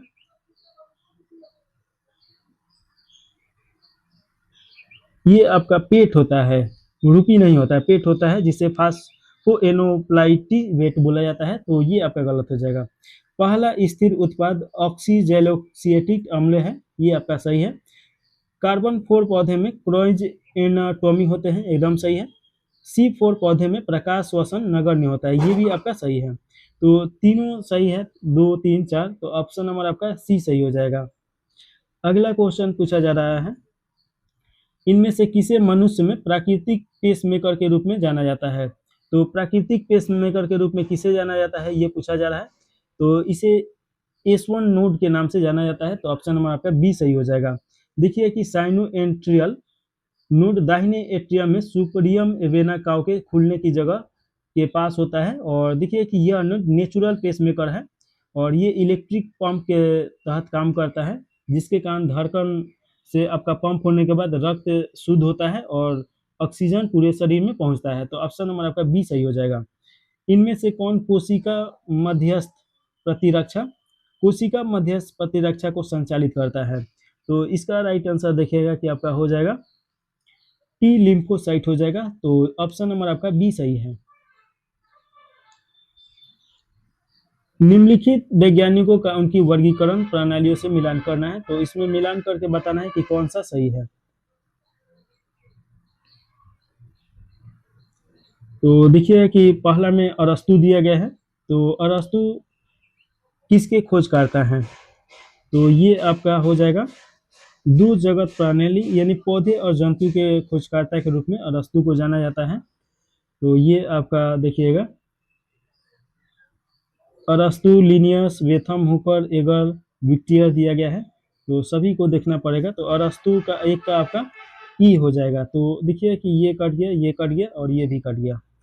उसके बाद देखिएगा कि लिनियस के द्वारा लैंगिक लक्षणों पर आधारित कृत्रिम प्रणाली का खोज किया गया है। तो दो का आपका ये हो जाएगा। बेथम और हुकर, देखिए कि बेथम और हुकर के द्वारा समग्र आकारनी पर आधारित प्राकृतिक प्रणाली होगा। और एंगल और पर्टल ये आपका हो जाएगा विकासवादी संबंधों पर आधारित जातिवृत्तीय प्रणाली। और विट केयर देखिएगा कि ये आपका हो जाएगा कोशिका संरचना और पोषण आधारित 5 जगत प्रणाली इनके द्वारा बताया गया है। तो ये आपका डी हो जाएगा। तो इस प्रकार ऑप्शन नंबर सी सही है। इसके बारे में डिटेल में जब पढ़िएगा तो और अच्छी तरीके से समझ में आएगा। अगला क्वेश्चन है, इसमें पूछा जा रहा है एंजियोस्पर्म पौधे में सीव ट्यूब का मुख्य कार्य क्या होता है? तो इसका मुख्य कार्य का अगर बात किया जाए तो कार्बनिक विलय और भोजन का स्थानांतरण, ये एंजियो पौधे में सी ट्यूब का काम होता है। तो ऑप्शन नंबर सी सही हो जाएगा। सी ट्यूब ये देखिए कि एंजियोस्पर्म के फ्लोएम में एक दूसरे के सिरे से जुड़े हुए लंबे ट्यूब होते हैं जो जीवित सेल होते हैं। तो देखिए कि जैसे कि मान लीजिए ये आपका पत्ता है, आप पत्ता तो देखे ही होंगे, ये ऐसा तो है नहीं कि नहीं देखे होंगे। यहाँ पे एक आपका रेशा टाइप का देखिए कि ऐसे ऐसे जुड़ा रहता है, इसी को बोला जाता है सी ट्यूब। तो ये सी ट्यूब का इसका काम है कार्बनिक विलय और भोजन का स्थानांतरण। और दो चीज और बताते हैं, एक आपका जाइलम और एक आपका फ्लोएम। तो देखिए फ्लोएम का मतलब क्या होता है कि जैसे कि जो पौधे होते हैं भोजन प्रकाश संश्लेषण के द्वारा पत्ते में बनता है। तो यहाँ पे भोजन बन गया, अब भोजन पूरे शरीर में जाना चाहिए। तो इसे ले जाने के लिए आपका फ्लोएम काम करता है। और फ्लोएम यहाँ पे देखिए कि रेशेदार ऐसे बना रहता है और ये पूरे पेड़ पौधे के जुड़ा रहता है जड़ तक। तो ये आपका भोजन फ्लोएम के द्वारा जाता है। और जो जड़ होता है तो जड़ में जाइलम होता है और जाइलम के द्वारा पूरे पेड़ पौधा में खनिज और पानी पहुंचाया जाता है। तो ये याद रखेगा। अगला क्वेश्चन है गटेशन यानी बिंदु स्राव में पौधे से पानी किस रूप में बाहर निकलता है? तो ये किस रूप में निकलता है? तो इसका राइट आंसर देखिएगा कि आपका हो जाएगा तरल बूंदे के रूप में निकलता है। तो ऑप्शन नंबर बी सही हो जाएगा। अगला क्वेश्चन 54 के बाद 55 नंबर क्वेश्चन देखेंगे। इसमें पूछा जा रहा है किसी जंतु संघ यानी फाइलम की विशेषता असमित शरीर और कोशिकीय स्तर का संगठन और डिप्लोब्लास्टिक परतें हैं। तो इसका क्या हो जाएगा? किसी जंतु संघ की विशेषता असीमित शरीर और कोशिकीय स्तर का संगठन और डिप्लोब्लास्टिक परतें हैं। तो ये किसके बारे में बात किया जा रहा है, ये पूछा जा रहा है। तो ये आपका फोलिफेरा हो जाएगा। तो ऑप्शन नंबर आपका बी सही हो जाएगा। देखिएगा कि फोलिफेरा संघ के जीव मुख्य रूप से असीमित होते हैं यानी उनके शरीर को किसी भी केंद्रीय तल से दो समान भागों में नहीं बांटा जा सकता है। इनमें कोशिका स्तर का संगठन पाया जाता है जहां कोशिकाएं ढीले ढंग से जुड़े होते हैं और कोई स्पष्ट वास्तविक ऊतक नहीं बनती है। ये डिप्लोप्लास्टिक भी होते हैं। तो ये आप याद रखेगा। अगला क्वेश्चन है ऑप्टोजेनेटिक्स एक जैविक तकनीकी है जो न्यूरॉन की गतिविधि को नियंत्रित करने के लिए इनमें से किसका उपयोग करती है? तो इसका राइट आंसर होगा प्रकाश तरंग का ये प्रयोग करती है। तो ऑप्शन नंबर बी सही हो जाएगा। अगला क्वेश्चन है, इसमें मिलान करने के लिए दिया गया है चिकित्सा कारक और वर्गीकरण कारक। तो इसमें मिलान कीजिएगा। तो देखिए कि आपका इप्रोनिया डिज दिया गया है ए में। इसका हो जाएगा एंटी डिप्रेसेट, तो एक का आपका 2 हो जाएगा, तो ये आपका कट गया, ये भी कट गया। सिमेटिडिन ये हो जाएगा, सिमेटिडिन का आपका हो जाएगा नार्कोटिक एनालिसिस, तो बी का आपका 1 हो जाएगा। एस्पिरिन देखिएगा कि एस्पिरिन का काम क्या होता है, तो ये आपका होता है एटासिन, तो इसका ये एटासिन काम करता है एस्पिरिन का, और दर्द निवारण रूप में ये काम करता है। ये सब बायोलॉजिकल नाम दिया गया है, इसीलिए आपको हार्ड लग रहा है। सल्वर्सन ये आपका एंटी माइक्रोबियम एजेंट के रूप में काम किया जाता है। तो इसमें देखिए कि जैसे कोई बीमारी हो गया जो एंटी माइक्रोबियन के कारण होता है, तो उसको मारने के लिए किया जाता है। तो इस प्रकार राइट आंसर ए सही हो जाएगा। अगला क्वेश्चन है डीएनए फिंगरप्रिंट के बारे में निम्नलिखित में से कौन सा कथन सही है, तो इसमें सही कथन चुनना है। तो देखिएगा पहला में दिया गया है कि ये सैटेलाइट डीएनए अनुक्रमों में पाए जाने वाले पॉलीमॉर्फिन पर आधारित है, एकदम सही है। इसमें परिवर्तनीय संख्या डेमन पुनरावृत्तियां का उपयोग प्रूफ के रूप में किया जाता है, ये भी आपका सही है। इसमें सर्दन ब्लॉटिंग तकनीकी का प्रयोग किया जाता है, इसका उपयोग पितृत्व संबंधित विवादों को सुलझाने के लिए भी किया जाता है, ये आपका चारों सही है, तो ऑप्शन नंबर डी सही हो जाएगा। और देखिए कि आपका डीएनए प्रिंटिंग प्रेस कहाँ पे है, तो ये आपका हैदराबाद में है, ये याद रखेगा। निम्नलिखित में से कौन सा एक एंटीबायोटिक नहीं है, तो एंटीबायोटिक इसमें से कौन सा नहीं है, तो देखिएगा कि ऑक्सीटोसिन जो है ये एंटीबायोटिक के रूप में कार्य नहीं करता है, ये तो आपका देखिए कि ये एक हार्मोन है, तो ये आप याद रखिएगा। बाकी ये सब पेनिसिलिन और टेट्रासाइक्लिन और एरिथ्रोमाइनिन ये सब एंटीबायोटिक है, तो ऑप्शन नंबर बी इसका राइट आंसर हो जाएगा। अगला क्वेश्चन है ड्यूरेसिस की विशेषता क्या है, इसका विशेषता है कि मूत्र की मात्रा में वृद्धि कर देता है, तो ऑप्शन नंबर ए सही हो जाएगा। देखिए कि मूत्रवर्धक प्रभाव का मतलब पेशाब का ज़्यादा या बहुत ज़्यादा होना, इसके कई कारण हो सकते हैं। ज़्यादा तरल पदार्थ लेना, यानी कि ज़्यादा पानी पीने के बाद ज़्यादा पेशाब आ सकता है, या ज़्यादा इसे खीरा या सूप पीने के कारण भी हो सकता है, और बीमारी के कारण भी हो सकता है, जैसे मधुमेह रोग होने के कारण, डायबिटीज के कारण भी हो सकता है, कैफीन और अल्कोहल लेने के बाद भी ये सब हो सकता है। अगला क्वेश्चन है पेड लर्फर मिट्टी मुख्यतः किस जलवायु प्रदेश में पाई जाती है, तो इसका राइट आंसर आपका हो जाएगा आंध्र जलवायु प्रदेश, तो ऑप्शन नंबर आपका बी सही हो जाएगा। अगला क्वेश्चन है 62 नंबर, निम्नलिखित में से कौन से विद्युत चुंबक निम्नलिखित में से कौन से विषुवतीय प्रदेश और उष्णकटिबंधीय तटीय प्रदेशों के वनों की विशेषता है, और सही उत्तर का चुनाव करना है। तो इसमें पूछा जा रहा है विषुवतीय प्रदेश और उष्णकटिबंधीय प्रदेश, जहाँ पे वर्षा अच्छा खासा होगा और तापमान भी अच्छा खासा होगा। तो इसमें देखिएगा कि आपका पहला में दिया गया कि सर्वाधिक जैव विविधता होगा, एकदम सही है। जहाँ पे पानी और वर्षा दोनों ज़्यादा हो तो जैव विविधता सर्वाधिक होगा ही। कठोर लकड़ी वाले वृक्ष होंगे, ये भी सही है। धरातल तक पर्याप्त सूर्य प्रकाश, यहाँ पे धरातल तक प्रकाश नहीं पहुँच पाता है, क्योंकि यहाँ का वन जो होगा बहुत ज़्यादा घना होता है, इसका पत्ती भी घना बड़ा बड़ा होता है, जिसके कारण धरातल पे नहीं पहुँच पाता है। तो ये 1 और 2 सही है, तो ऑप्शन नंबर आपका ए सही हो जाएगा। अगला क्वेश्चन है 63 नंबर, देखिए कि 82.5 डिग्री पूर्वी देशांतर रेखा के संबंध में निम्नलिखित कथनों पर विचार करना है और सही उत्तर का चुनाव करना है। पहला में दिया गया इसे भारत के मानक समय रेखा कहा जाता है, एकदम सही है। यह भारत के 4 राज्यों से होकर गुजरा है, ये 4 नहीं 5 राज्य, 5 राज्य से होकर गुजरता है। यह प्रयागराज के निकट से गुजरता है, एकदम सही है। तो थोड़ा सा इसके बारे में देख लिया जाए कि देखिए कि ये आपका नैनी ग्राम से और ये प्रयागराज से होके गुजरता है, जो मिर्जापुर डिस्ट्रिक्ट में पड़ेगा, ये आप याद रखेगा। तो इसका राइट आंसर 1 और 3 सही हो जाएगा, तो ऑप्शन नंबर ए सही है।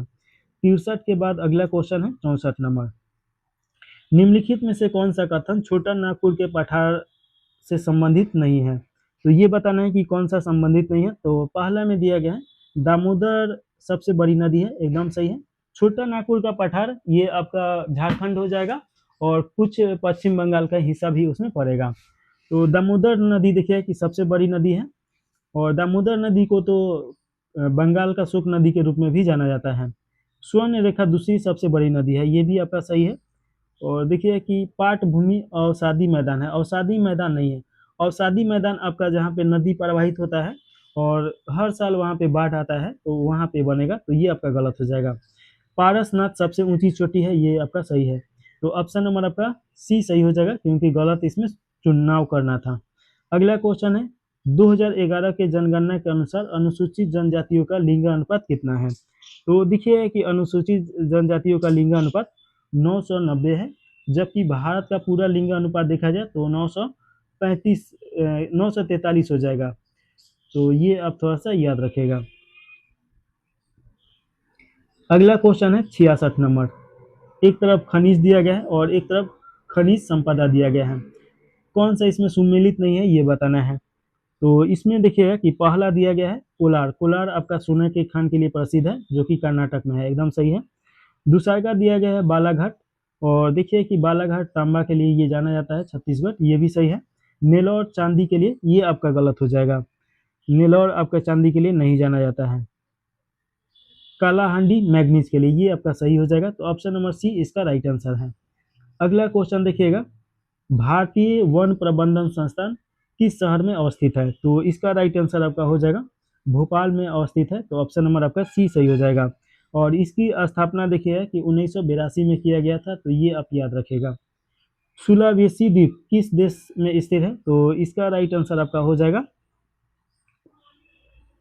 ये आपका सुलावेसी जो द्वीप है ये इंडोनेशिया में स्थित है। तो ऑप्शन नंबर सी सही हो जाएगा। ज्वालामुखी उद्गार के लिए ये जाना जाता है, तो ये भी आप याद रख सकते हैं। 68 के बाद 69 नंबर क्वेश्चन है, हॉर्न ऑफ अफ्रीका में मुख्य रूप से कौन सा देश शामिल है। तो हॉर्न ऑफ अफ्रीका में देखिएगा कि आपका इथोपिया, सोमालिया, जिबूती और इरिट्रिया आ जाएगा। तो ऑप्शन नंबर बी में दिया गया है इथोपिया, सोमालिया, जिबूती और इरिट्रिया। तो ये आपका बी सही हो जाएगा। अगला क्वेश्चन है 70 नंबर। चलिए अगला क्वेश्चन, इसमें देखिए कि सूची 1 को सूची 2 से मिलान करना है। इधर जलप्रपात दिया गया है और संबंधित सागर दिया गया है। तो डूवर इसमें दिया गया है, तो इसमें देखिएगा कि ये आपका इंग्लिश चैनल और उत्तरी सागर हो जाएगा। तो इसमें देखिए एक का आपका सी हो जाएगा। उसके बाद देखिए कि जिब्राल्टर दिया गया है, तो ये इसका हो जाएगा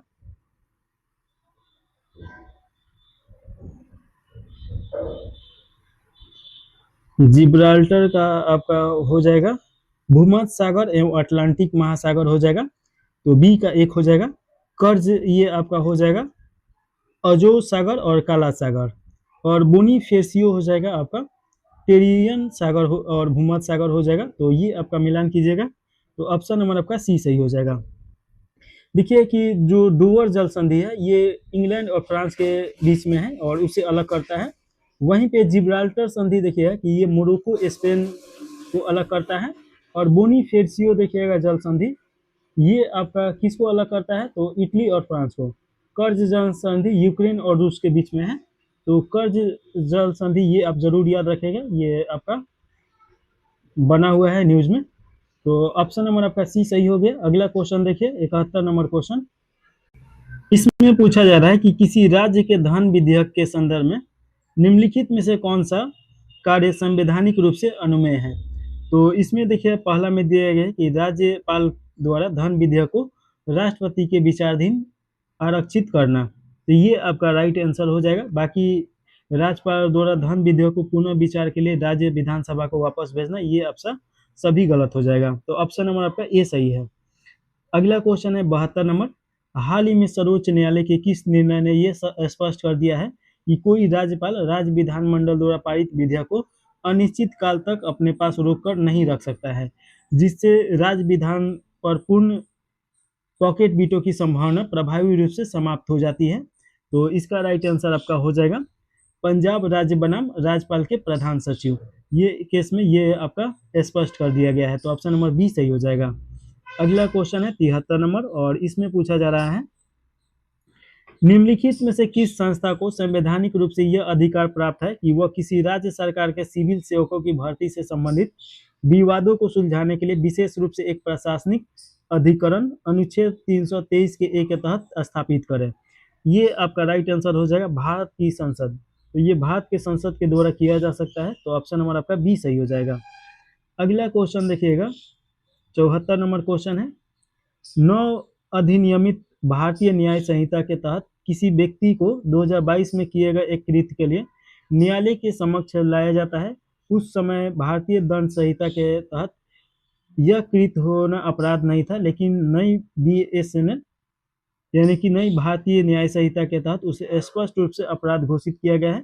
निम्न में से कौन सा विशिष्ट संवैधानिक प्रावधान इस व्यक्ति को दोषी ठहराए जाने से सीधे तौर पे बचाता है? तो इसका राइट आंसर देखिएगा कि आपका अनुच्छेद 20 के 1 हो जाएगा, तो ऑप्शन नंबर आपका ए सही हो जाएगा। चलिए अगला क्वेश्चन 75 नंबर क्वेश्चन है, संविधान के अनुच्छेद 22 के तहत निवारण निरोध के संबंध में निम्नलिखित कथनों पर विचार करना है और सही कथन का चुनाव करना है। पहला में दिया गया है कि 44वें संविधान संशोधन अधिनियम लागू होने के बाद किसी व्यक्ति को सलाहकार बोर्ड की राय के बिना अधिकतम 2 महीने तक हिरासत में रखा जा सकता है। ये गलत हो जाएगा। ये हालांकि 2 महीना के लिए किया जाना था, लेकिन हुआ नहीं है, 3 माह होगा। ये गलत हो गया। अगली का देखिए, निवारक निरोध के मामले की समीक्षा के लिए गठित सलाहकार बोर्ड में विशेष रूप से ऐसे व्यक्ति शामिल होना चाहिए जो सर्वोच्च न्यायालय के न्यायाधीश है या रह चुका है। ये आपका सर्वोच्च न्यायालय नहीं होगा, हाई कोर्ट हो जाएगा, यानी उच्च न्यायालय के न्यायाधीश हो या उच्च न्यायालय बनने लायक हो। तो ये आपका देखिए कि ये भी गलत हो जाएगा, तो ऑप्शन नंबर डी सही है, न 1 और न 2 सही है। अगला क्वेश्चन है, राज्यसभा का एक मनोनीत सदस्य किसी पंजीकृत राजनीतिक दल में शामिल होने का निर्णय लेता है।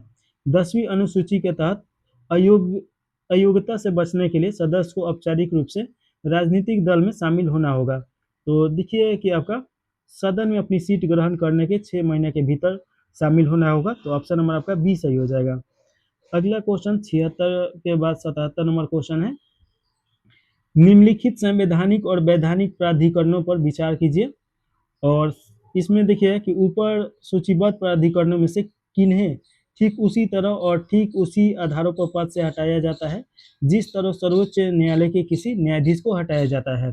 तो इसमें देखिएगा कि आपका राइट आंसर हो जाएगा मुख्य चुनाव आयुक्त हो जाएगा, और साथ में देखिए कि भारत के नियंत्रण और महालेख परीक्षक यानी कैग, संघ लोक सेवा आयोग, ये तो आपका देखिए राष्ट्रपति के अनुदेश पे ये रहते हैं, तो ये आपका गलत हो जाएगा।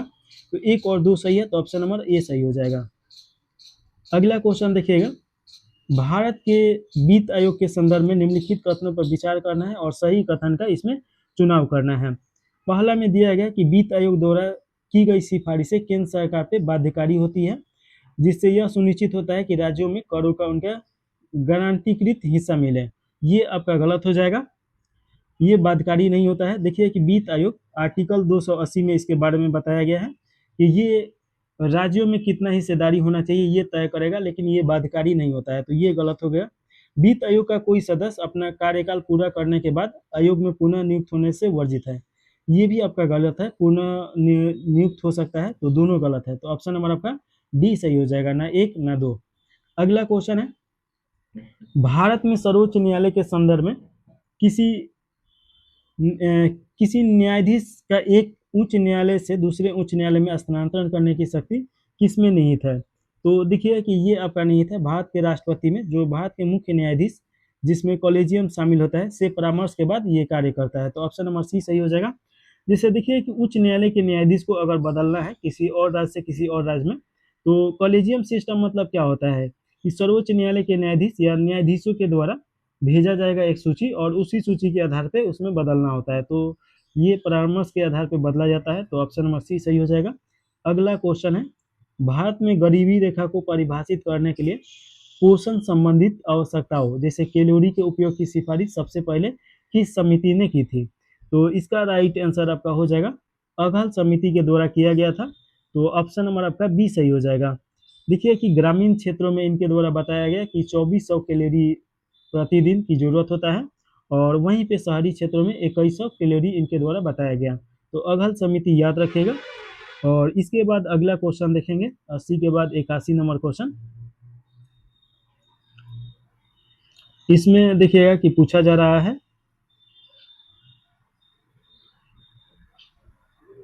भारत में नगद आरक्षित अनुपात यानी CRR के संदर्भ में निम्नलिखित कथनों पर विचार करना है और उपयुक्त में से सही कथन का चुनाव करना है। तो पहला में दिया गया है, भारतीय रिजर्व बैंक नगद आरक्षित अनुपात यानी CRR के तहत रखे गए रिजर्व पर कमर्शियल बैंकों को न्यूनतम ब्याज दर देने के लिए कानूनी रूप से बाध्य है, ताकि अवसर लागत के नुकसान की भरपाई की जा सके। ये आपका गलत हो जाएगा, ये बाध्य नहीं है, तो ये आपका देखिएगा कि गलत है। नगद आरक्षित अनुपात में वृद्धि से मनी मल्टीप्लायर में कमी आती है, जिससे बैंक प्रणाली में तरलता कम हो जाता है। ये आपका एकदम सही है। देखिए कि आपका जब CRR बढ़ाया जाएगा तो मार्केट से पैसा सूख जाएगा और वहाँ पे ये तरलता कम हो जाएगा। तो ऑप्शन नंबर बी सही है, यानी दूसरा का सही है। तीसरा का देखिए कि वैधानिक तरलता अनुपात यानी SLR के विपरीत, जिसे सोने या सरकारी प्रतिभूतियों के रूप में रखा जाता है, CRR को विशेष रूप से RBI के पास नगद रूप में रखा जाना अनिवार्य है। ये भी आपका सही है। 2006 में RBI अधिनियम में संशोधन के बाद RBI के पास CRR को बिना किसी न्यूनतम या अधिकतम सीमा के किसी भी स्तर पर निर्धारित करने का अधिकार है। ये भी आपका सही हो जाएगा। तो देखिए कि 2, 3 और 4 सही है। ऑप्शन नंबर आपका बी सही हो जाएगा। 81 के बाद 82 नंबर क्वेश्चन में पूछा जा रहा है, 73वें संविधान संशोधन अधिनियम 1992 के संबंध में निम्नलिखित कथनों पर विचार कीजिए और सही कथन का इसमें चुनाव करना है। तो देखिए कि पहला में दिया गया है, किसी राज्य की जनसंख्या 25 लाख से अधिक नहीं है, वह मध्यवर्ती स्तर पर पंचायतों का गठन नहीं कर सकता है। ये आपका गलत हो जाएगा। यहाँ पे 25 लाख नहीं 20 लाख होना चाहिए और आर्टिकल 243 में इसके बारे में बताया गया है। तो ये आप याद रखिएगा। तो पहला तो गलत हो गया। दूसरा का देखिए, किसी भी स्तर पर पंचायतों में पिछड़े वर्गों के लिए सीट का आरक्षण अनुच्छेद 243 के डी के तहत अनिवार्य प्रावधान करता है। ये भी आपका गलत हो जाएगा। देखिए कि आपका अनुच्छेद 243 के डी के तहत जहां अनुसूचित जाति महिलाओं के लिए सीटों का आरक्षण पूरी तरीके से अनिवार्य है, वहीं पे पिछड़े वर्गों के लिए आरक्षण पूरी तरीके से स्वैच्छिक है। ये आपके राष्ट्रपति पे निर्भर करता है। तो ये भी गलत है। तो ऑप्शन नंबर डी सही हो जाएगा।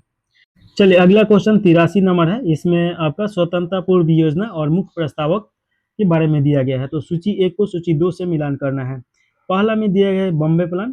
तो देखिए कि बॉम्बे प्लान आपके व्यापारिक लोगों के द्वारा बनाया गया था मुंबई में, और ये कब बनाया गया था? तो 1944 में बनाया गया था। 8 अग्रणी उद्योगपति। तो ऑप्शन नंबर ए का आपका 2 हो जाएगा। पीपुल्स प्लान, ये देखिएगा कि आपका एम.एन. राय के द्वारा बनाया गया था। और गांधीवादी योजना जो अर्थव्यवस्था से संबंधित है, ये आपका हो जाएगा श्री नारायण अग्रवाल के द्वारा बनाया गया था। तो सी का आपका 1 हो जाएगा। सर्वोदय योजना तो आप जानते हैं जब प्रकाश नारायण के द्वारा शुरू किया गया था। तो देखिए कि 1 का आपका 2, तो ये आपका कट गया।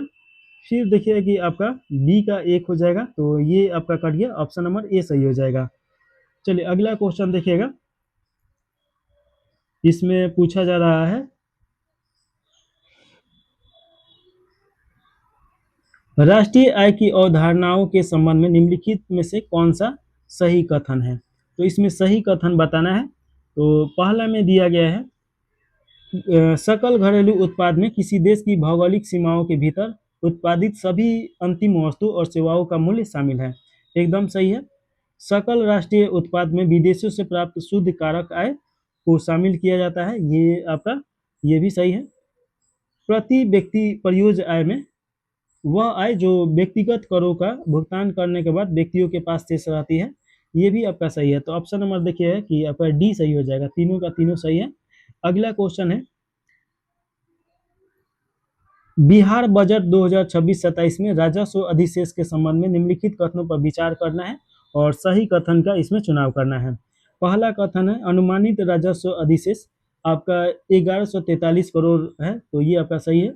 राजस्व अधिशेष राज्य के GSDP में 0.09% है। तो ये भी सही है। तो दोनों सही है। तो ऑप्शन नंबर आपका डी सही हो जाएगा। अगला क्वेश्चन देखिएगा, बिहार में श्रम बल भागीदारी दर के संबंध में बिहार आर्थिक सर्वेक्षण 2025-26 के अनुसार निम्नलिखित में से कौन सा कथन सत्य है, ये बताना है। तो देखिए कि इसका राइट आंसर आपका हो जाएगा, बिहार की महिला LFPR अखिल भारतीय औसतन 11.2% कम है। तो ये आप याद रखिएगा। ऑप्शन नंबर बी सही हो जाएगा। अगला क्वेश्चन है आर्थिक सर्वेक्षण 2025-26 के अनुसार जनवरी 2026 तक भारत के विदेशी मुद्रा भंडार की स्थिति क्या है। तो भारत के विदेशी मुद्रा भंडार देखिए कि अभी कितना है, तो ये आपका 701.4 बिलियन यूएस डॉलर है। तो ऑप्शन नंबर आपका बी सही हो जाएगा। ये आपका याद रखिएगा, आर्थिक सर्वेक्षण के अनुसार है 701.4 बिलियन। अगला क्वेश्चन है 88 नंबर, 16वें वित्त आयोग की सिफारिशों के अनुसार राज्य के बीच केंद्रीय करों के बंटवारे के लिए हस्तांतरित मापदंडों में किस पैरामीटर को सबसे ज्यादा भार या महत्वपूर्ण दिया जाता है। तो देखिए कि आय की दूरी, तो इसका राइट आंसर आपका डी सही हो जाएगा। तो ऑप्शन नंबर डी सही है। और देखिए कि 16वें वित्त आयोग ने क्षैतिज हस्तांतरण को निम्नलिखित मापदंडों में वेटेज की सिफारिश दी है, जिसमें आय की दूरी आपका देखिए कि 42.5% के आसपास में, और जनसंख्या देखिए कि 17.5, जनसंख्या प्रदर्शन 10%, क्षेत्रफल 10%, वन क्षेत्र 10%, जीडीपी में योगदान 10%। तो ये आप याद रख सकते हैं, यहाँ से क्वेश्चन आ सकता है। अगला क्वेश्चन है, इनमें से किस संस्था ने जनवरी 2026 में राज्य वित्त 2023-24 पर रिपोर्ट प्रकाशित की है। तो इसका राइट आंसर आपका हो जाएगा भारत के नियंत्रक एवं महालेख परीक्षक यानी कैग के द्वारा ये प्रकाशित किया जाता है। तो ऑप्शन नंबर आपका सी सही हो जाएगा। अगला क्वेश्चन है 90 नंबर, इसमें पूछा जा रहा है बिहार सरकार द्वारा लागू की गई मुख्यमंत्री फेलोशिप योजना 2026 के संबंध में निम्नलिखित कथनों पर विचार करना है और सही कथन का चुनाव करना है। तो पहला में दिया गया कि Indian institute of management IIM बोध गया फेलो के चयन और मार्गदर्शन के लिए शैक्षणिक और प्रशिक्षक भागीदारी के रूप में कार्य करता है। एकदम सही है। यह फेलोशिप 2 वर्ष की निश्चित अवधि के लिए तैयार की गई है, यानी 24 महीने के लिए। ये भी आपका सही है। यह योजना पूरे भारत के स्नातकोत्तर उम्मीदवारों के लिए खुली है, ताकि राज्य के प्रशासन के लिए एक विधिक और प्रतिस्पर्धा पुल सुनिश्चित किया जा सके। ये आपका गलत हो जाएगा। देखिए कि बिहार का अधिवासी होना अनिवार्य है और साथ ही स्नातकोत्तर डिग्री में न्यूनतम 55% होना चाहिए। तो ये आप याद रखिएगा, 2 वर्ष के लिए दिया जाएगा। तो ये आपका गलत हो जाएगा। इस योजना के तहत अधिकतम मासिक मानदेय 1.5 लाख रुपए है, जो मुख्यमंत्री सचिवालय में तैनात फेलो को प्रदान किया जाएगा। तो ये भी सही है। 1 2 3 1 2 4 सही है। तो ऑप्शन नंबर आपका बी सही हो जाएगा।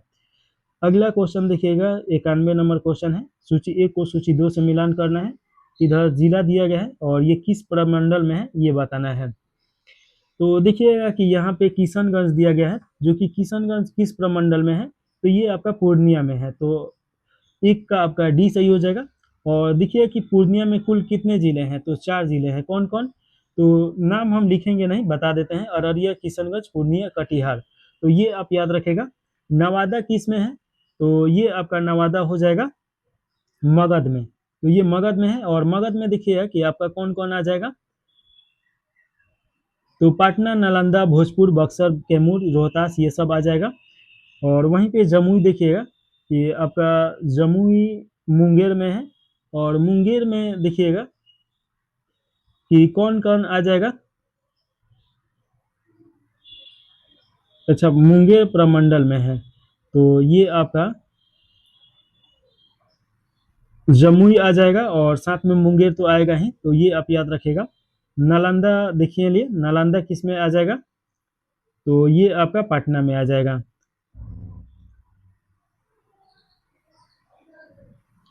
तो इस प्रकार देखिएगा कि एक का आपका 4 हो जाएगा और बी का आपका 2 हो जाएगा।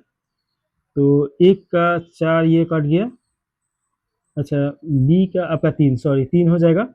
सी का आपका 1 हो जाएगा, तो ये भी कट गया। ऑप्शन नंबर डी सही हो जाएगा। अगला क्वेश्चन है, इसमें पूछा जा रहा है बिहार में वर्ष 2011 से 25 के दौरान औसतन वर्षा निम्नलिखित में से कितना रहा है। तो औसतन वर्षा कितना हुआ है ये पूछा जा रहा है। तो इसका राइट आंसर देखिएगा कि आपका 99.24 सेंटीमीटर हुआ है। तो ऑप्शन नंबर बी सही हो जाएगा। बिहार में सबसे ज़्यादा कहाँ पे वर्षा होता है, यानी किस डिस्ट्रिक्ट में, तो किशनगंज याद रखेगा। और भारत में तो आप मानसरोवर जानते ही होंगे। कौटिल्य ने मौर्य शासन के संबंध में सप्तांग सिद्धांत दिया। उनके अनुसार एक राज्य 7 परस्पर तत्वों पर निर्भर करता है। निम्नलिखित में से कौन सा तत्व इसमें शामिल नहीं है।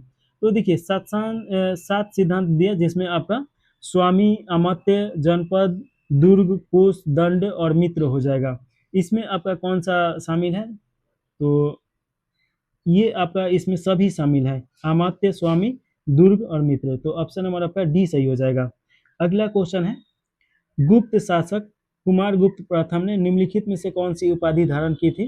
तो इसका राइट आंसर देखिएगा कि आपका शक्रादित्य, और साथ में देखिएगा कि आपका महेंद्रदित्य। विक्रमादित्य तो नहीं होगा, विक्रमादित्य ये भी नहीं होगा। तो 1 और 3 सही है, ऑप्शन नंबर बी सही हो जाएगा। शेर खान ने किस विधवा से विवाह कर चुनार क्षेत्र को अपने अधीन कर लिया था? तो इसका राइट आंसर आपका हो जाएगा लाड मालिका। तो ऑप्शन नंबर आपका ए सही है। शेर खान बिहार का ही था, तो ये याद रखेगा। अगला क्वेश्चन है, पटना में दीघा के पास स्थापित सादाकत आश्रम के प्रमुख सदस्यों में से कौन शामिल नहीं था? तो इसका राइट आंसर आपका हो जाएगा, इसमें मजरुल हक थे, आचार्य बद्रीनाथ थे, रामधारी निरीक्षण थे, ये आपका हसन इमाम शामिल नहीं थे। तो ऑप्शन नंबर आपका बी सही हो जाएगा। अगला क्वेश्चन देखिएगा, नखास पिंड यात्रा निम्नलिखित में से किसके नेतृत्व में हुआ था? तो ये आपका अंबिका कांत सिंह के नेतृत्व में हुआ था। तो ऑप्शन नंबर आपका डी सही हो जाएगा। नखास पिंड देखिएगा कि ये घटना पटना में 16 अप्रैल 1930 को ये घटता है, तो ये आप याद रखेगा, और 16 अप्रैल 1930। अगला क्वेश्चन है 98 नंबर, भारत छोड़ो आंदोलन के दौरान स्वतंत्र भारतीय चिरंजीवी हो का नारा किसके द्वारा दिया गया था? तो इसका राइट आंसर आपका हो जाएगा अनुग्रह नारायण सिंह के द्वारा दिया गया था। तो ऑप्शन नंबर सी सही हो जाएगा। अगला क्वेश्चन है, निम्नलिखित में से कौन सा सुमेलित नहीं है? एक तरफ पहाड़ और क्षेत्र दिया गया है, तो इसमें आपका देखिएगा कि मंगला पहाड़ गया जी, ये आपका सही है। फारूखा पहाड़ मुंगेर में है, ये भी सही है। अघौरा पहाड़ ये आपका कैमूर में है, ये भी सही है। पीर पहाड़ देखिएगा कि ये आपका सही सुमेलित नहीं है, जो कि रोहतास में है। तो ऑप्शन नंबर आपका डी सही हो जाएगा। बाल सुंदरी मिट्टी का विस्तार बिहार के किन किन जिलों में है? तो इसका राइट आंसर देखिएगा कि बाल सुंदरी जो मिट्टी है, ये आपका पुरानी जलोढ़ मिट्टी को ही बोला जाता है, जो कि आपका सारण हो जाएगा, मुजफ्फरपुर हो जाएगा, पूर्णिया और चंपारण हो जाएगा। तो ऑप्शन नंबर आपका सी सही हो जाएगा। अगला क्वेश्चन है, बिहार के निम्नलिखित वन जीव अभयारण्यों का क्षेत्रफल की दृष्टि से अवरोही क्रम में आकार का सही क्रम चुनिए। तो इसमें अवरोही क्रम में बताना है और वन जीव अभयारण्य के क्षेत्रफल के हिसाब से बताना है। तो देखिएगा कि कैमूर वन जीव अभयारण्य प्रथम स्थान पे आ जाएगा। भीम बांध वन जीव अभयारण्य ये आपका चंपारण में पड़ता है द्वितीय स्थान पे। कांवर झील वन अभयारण्य ये तृतीय, और नागी पक्षी अभयारण्य ये चौथा स्थान पे आ जाएगा। तो ऑप्शन नंबर बी सही हो जाएगा।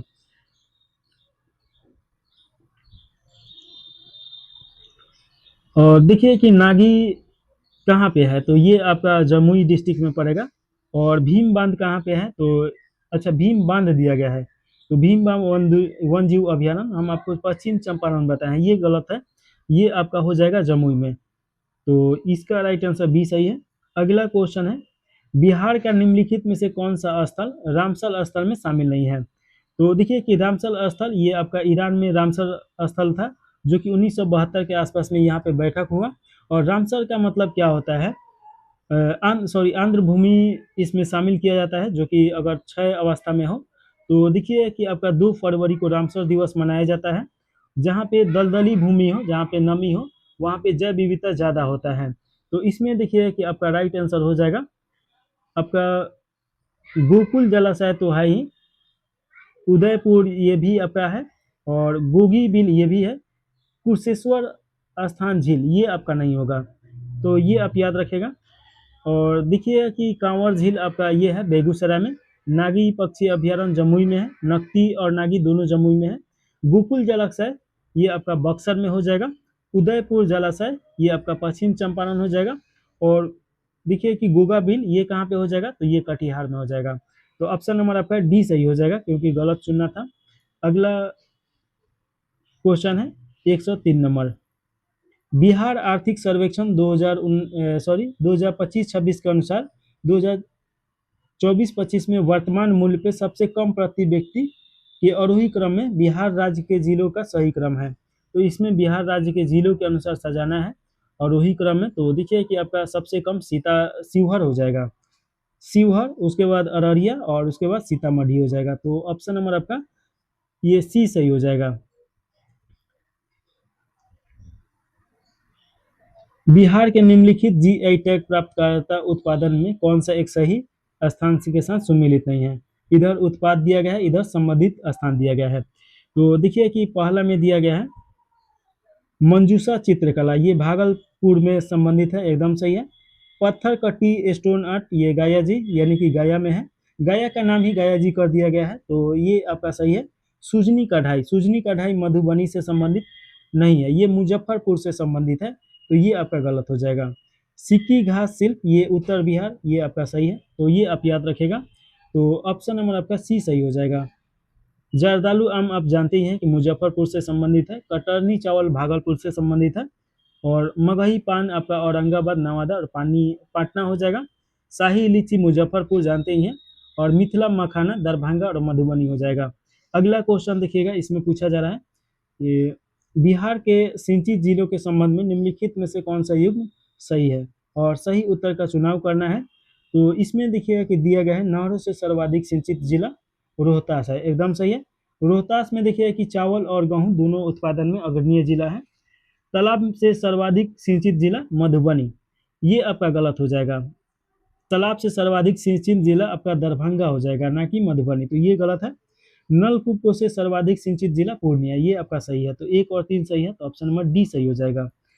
अगला क्वेश्चन है 106 नंबर, सूची 1 को सूची 2 से मिलान करना है। खनिज दिया गया है और उत्पादक जिला दिया गया है। तो इसमें देखिएगा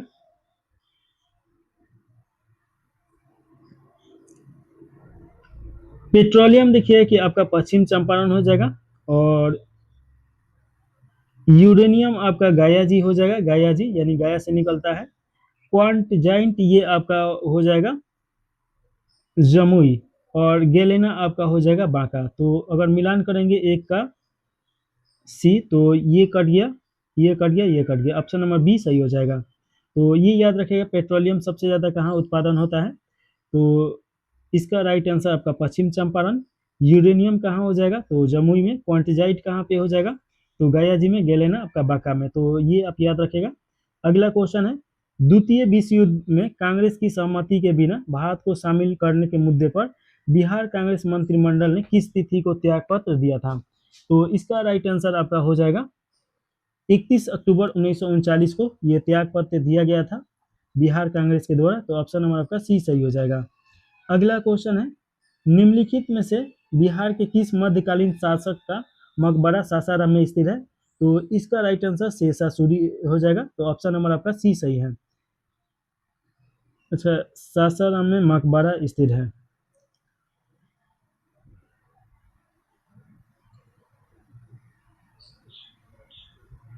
तो ऑप्शन नंबर आपका सी सही है। और देखिए कि शेर शाह के द्वारा आपका दाम, रुपया और ये चलाया गया था दिनार, तो ये याद रखेगा। और जीटी रोड का निर्माण भी इनके द्वारा कराया गया था, तो ये आपको याद रखना है। चलिए अगला क्वेश्चन है। अच्छा, एक चीज सॉरी, इसमें पूछा जा रहा है निम्नलिखित में से बिहार के किस मध्यकालीन शासक का मकबरा सासाराम में स्थित नहीं है? ये नहीं है पूछा जा रहा है, हम इसमें सोचे कि है, तो ये आपका गलत पढ़ दिए। तो इसमें देखिए कि आपका हसन खान का है, शेरशाह का है, इस्लाम शाह का है, इब्राहिम खां काकर का नहीं है। तो ऑप्शन नंबर आपका ए सही हो जाएगा। अगला क्वेश्चन है 109 नंबर, इसमें पूछा जा रहा है बिहार में प्रचलित थंका चित्रकला किस धर्म से संबंधित है? तो ये आपका बौद्ध धर्म से संबंधित है, तो ऑप्शन नंबर बी सही हो जाएगा। देखिएगा कि आपका थंका का मतलब क्या होता है, जिसे लपेटा जा सके, तो ये याद रखिएगा, ये भारत तिब्बती बौद्ध संस्कृति से संबंधित है, तो ऑप्शन नंबर आपका बी सही हो जाएगा। अगला क्वेश्चन में सूची 1 को सूची 2 से मिलान करना है। एक तरफ स्थानीय संगीत और उत्सव और त्यौहार दिया गया है, तो ये बताना है कि संगीत कहाँ कहाँ पे किस समय ये किया जाता है। तो इसमें देखिएगा कि आपका बटोहिया दिया गया है, तो बटोहिया कब गाया जाता है, तो ये देशभक्ति गीत है, तो ए का आपका 2 हो जाएगा। कजरी देखिएगा कि ये सावन माह में गाया जाता है। और नचारी देखिएगा कि ये आपका भगवान शिव की याद में गाया जाता है, स्तुति में यानी पूजा पाठ में। लगनी देखिएगा कि विवाह के अवसर पे गाया जाता है। तो ऑप्शन नंबर देखिएगा कि एक आपका बी यानी 2 हो जाएगा। तो ये तो आपका ये कट गया, ये कट गया। बी का आपका देखिएगा 4, तो ये भी कट गया। ऑप्शन नंबर सी सही हो जाएगा।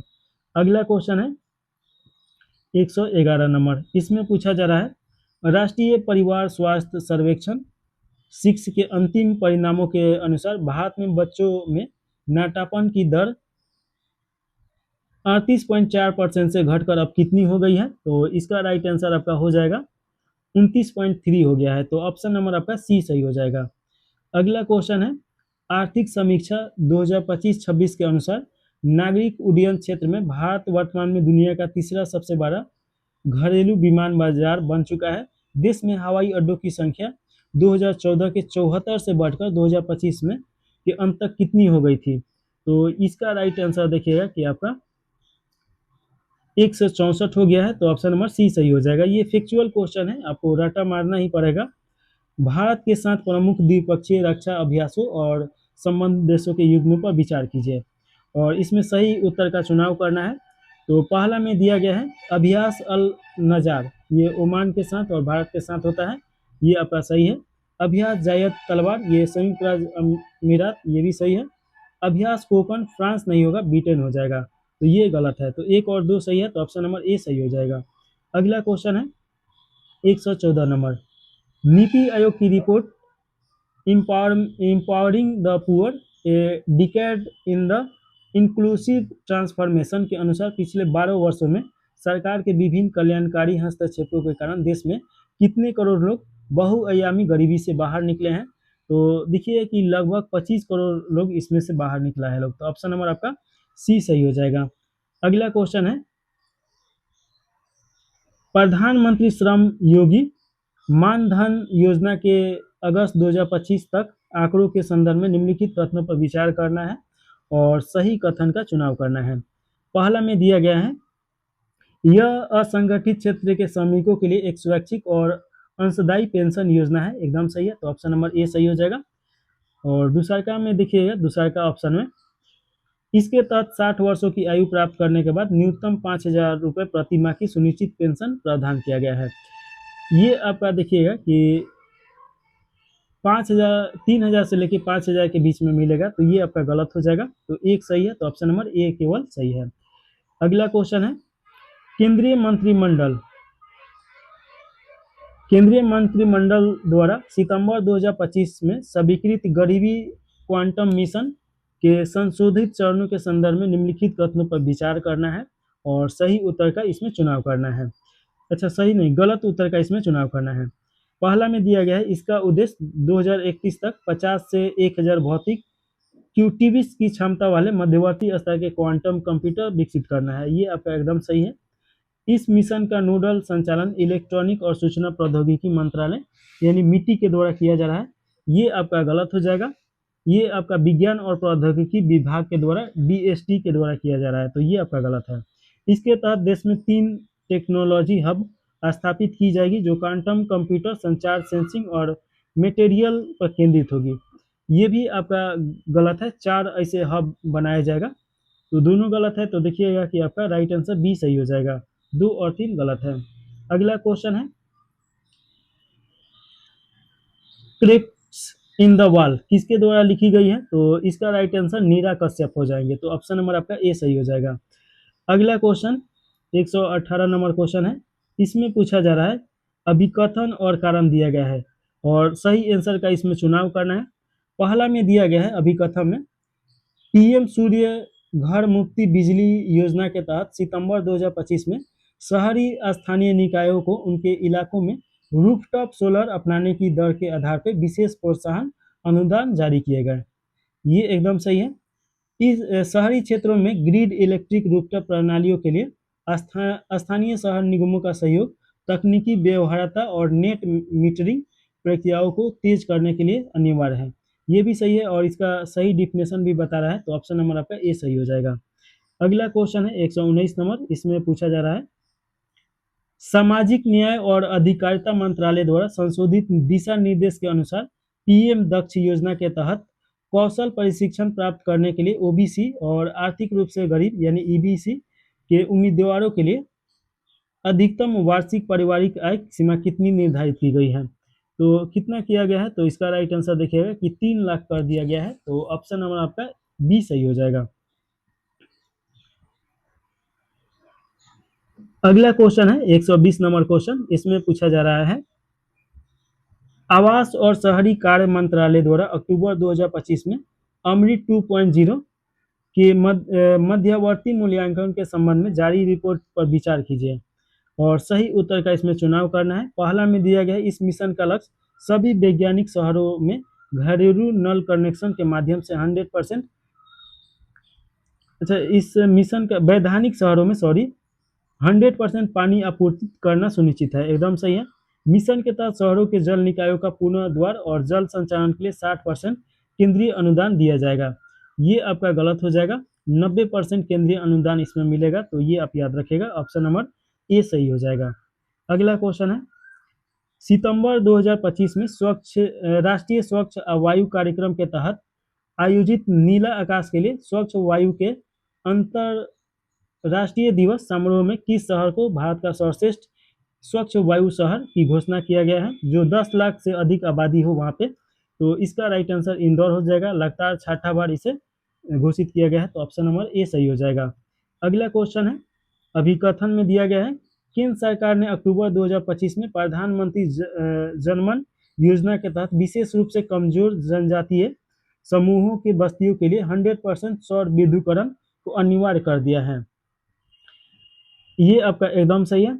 देखिए कि भौगोलिक स्थिति और पर्यावरणीय चुनौतियां इन जनजातीय क्षेत्र में पारंपरिक तकनीकी कारगर नहीं है, ये भी आपका सही है। और इसका सही डिफिनेशन भी बता रहा है, जहाँ पे देखिए कि पोल लगा के वहाँ पे आपका बिजली नहीं पहुँचाया जा सकता है, तो वहाँ पे यही है कि रूफटॉप वहाँ पे बिजली यानी कि सौर ऊर्जा लगाया जाए। तो दोनों सही है, तो ऑप्शन नंबर आपका ए सही हो जाएगा। अगला क्वेश्चन है 123 नंबर क्वेश्चन पूछा जा रहा है। इसमें देखिएगा आरबीआई और वित्त मंत्रालय द्वारा समीक्षा की गई अग्रणी बैंक योजना के संदर्भ में निम्नलिखित कथनों पर विचार करना है और सही उत्तर का चुनाव करना है। पहला में दिया गया इस योजना के तहत प्रत्येक जिले में एक वाणिज्य बैंक को अग्रणी बैंक के रूप में नामित किया जाता है, एकदम सही है, जो वहाँ ऋण और वित्तीय समावेशन का समन्वयन करता है, ये आपका सही है। इस योजना की शुरुआत मूल रूप से नरीमन समिति की सिफारिश के आधार पर किया गया है, ये भी आपका सही है। तो दोनों सही है, तो ऑप्शन नंबर आपका सी सही हो जाएगा। अगला क्वेश्चन है 124 नंबर क्वेश्चन। इसमें पूछा जा रहा है रक्षा अनुसंधान और विकास संगठन यानी डीआरडीओ द्वारा सुखोई 30 MKI लड़ाकू विमान से किस नई पीढ़ी की एंटी रेडिएशन मिसाइल का सफल प्रशिक्षण किया गया है, जिसकी मारक क्षमता 150 किलोमीटर से अधिक है? तो इसका हो जाएगा राइट आंसर रुद्रम 2 हो जाएगा। तो ऑप्शन नंबर बी सही है। उपभोक्ता मामले के मंत्रालय ने त्योहारों के सीजन में जमाखोरी रोकने और मूल्य स्थिरता के लिए किस डिजिटल पोर्टल पे दालों और तिलहनों की स्टॉक की अनिवार्य घोषणा की है और कड़े नियम लागू किए हैं? तो इसका राइट आंसर देखिएगा कि आपका बी सही हो जाएगा, ई जागृति पोर्टल हो जाएगा, ऑप्शन नंबर बी सही है। अगला क्वेश्चन है, इसमें पूछा जा रहा है कि अक्टूबर 2025 में नई दिल्ली में आयोजित अंतर्राष्ट्रीय सौर गठबंधन की 8वीं आम सभा के संदर्भ में निम्नलिखित प्रश्नों पर विचार कीजिए और इसमें आपका सही उत्तर का चुनाव करना है। पहला में दिया गया इस बैठक में वैश्विक दक्षिण के देशों और सौर मिनी ग्रिड परियोजनाओं के लिए ग्लोबल सोलर फैसिलिटी के वित्तीय कोष को बढ़ाकर $200 मिलियन करने का मंजूरी दी गई है, एकदम सही है। भारत और फ्रांस को पुनः क्रमशः IAS के अध्यक्ष और सह अध्यक्ष के रूप में चुना गया है, ये भी आपका सही है। तो 1 और 2 दोनों सही है, तो ऑप्शन नंबर आपका सी सही हो जाएगा। अगला क्वेश्चन है 127 नंबर।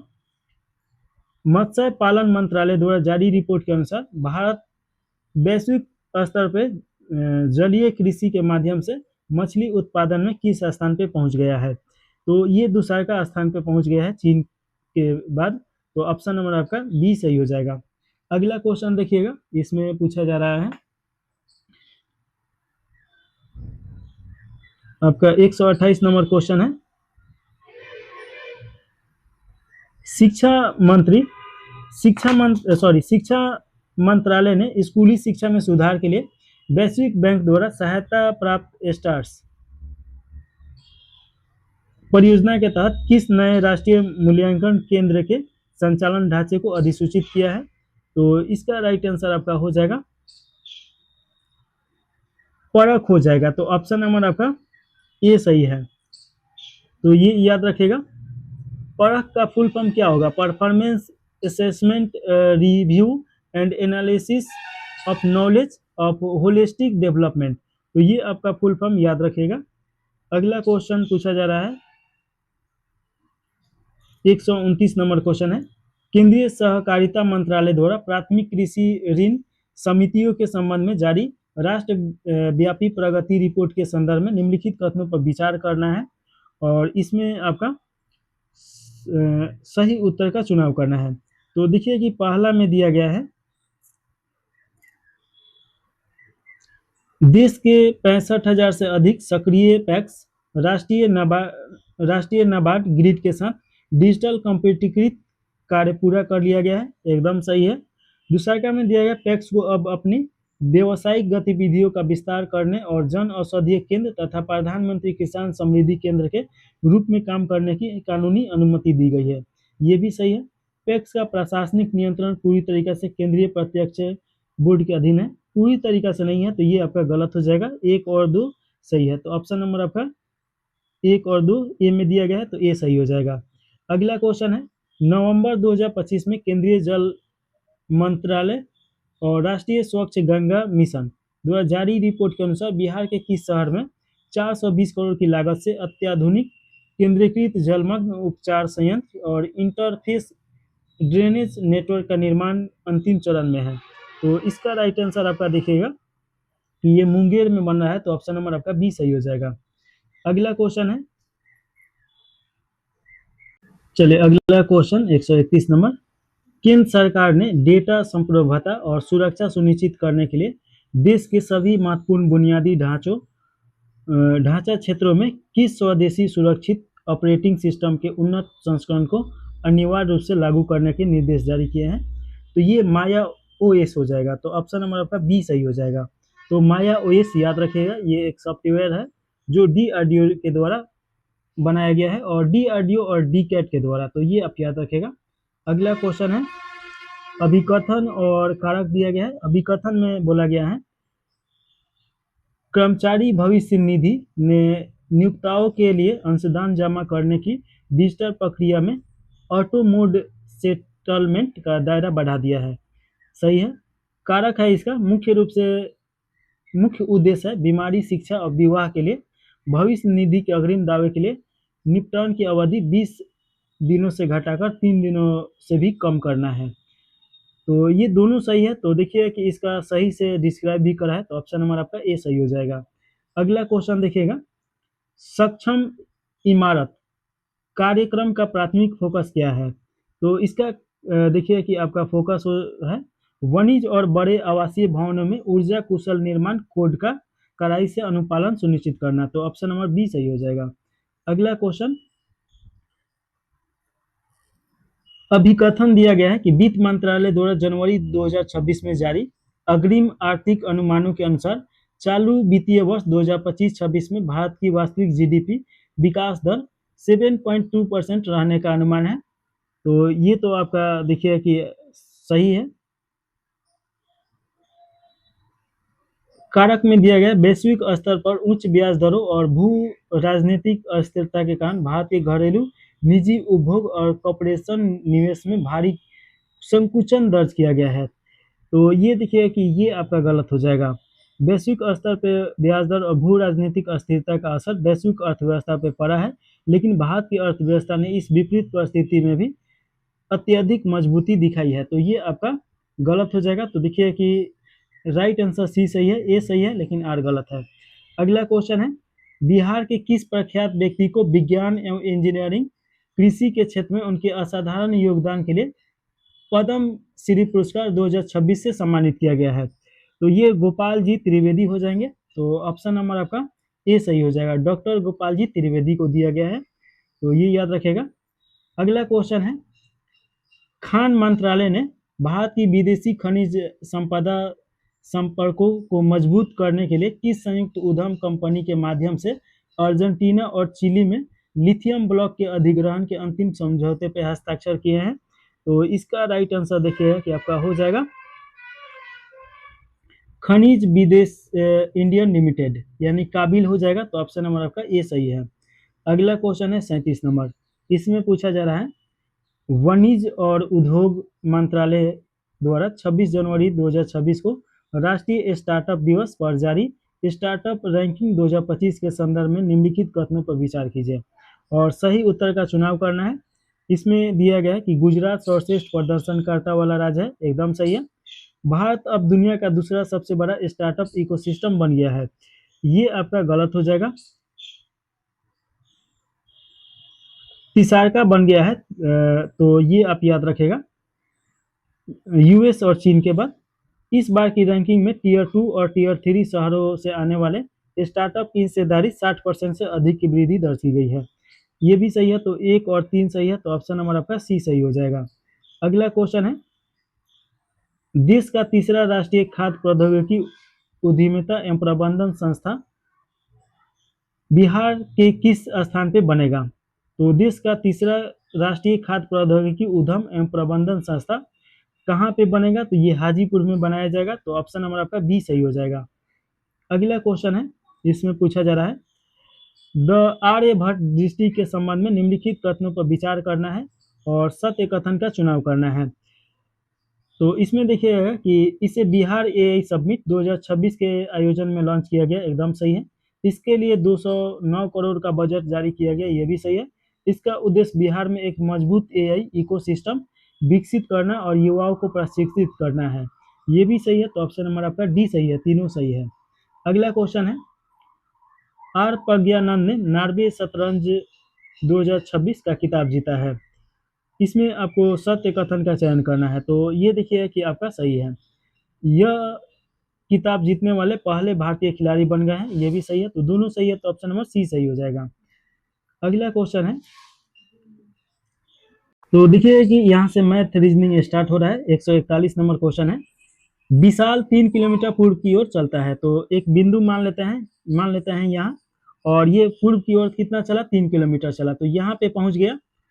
और फिर इसके बाद क्या बोल रहा है कि 8 किलोमीटर दक्षिण की ओर चलता है, तो 8 किलोमीटर ये यहाँ पे फिर से चला, तो ये 8 किलोमीटर यहाँ पे चला। और उसके बाद बोल रहा है कि दोबारा 3 किलोमीटर पूर्व की ओर चला, तो यहाँ पे आपका 3 किलोमीटर चला। अब यहाँ से पूछ रहा है कि शुरुआती बिंदु से कितना दूरी पे है। तो शुरुआती अगर बिंदु देखा जाए कि आपका ये रहा, ए रहा, और ये बी, और ये सी, और ये डी मान लीजिए, ये आपका 8 किलोमीटर है, ये 3 किलोमीटर में है।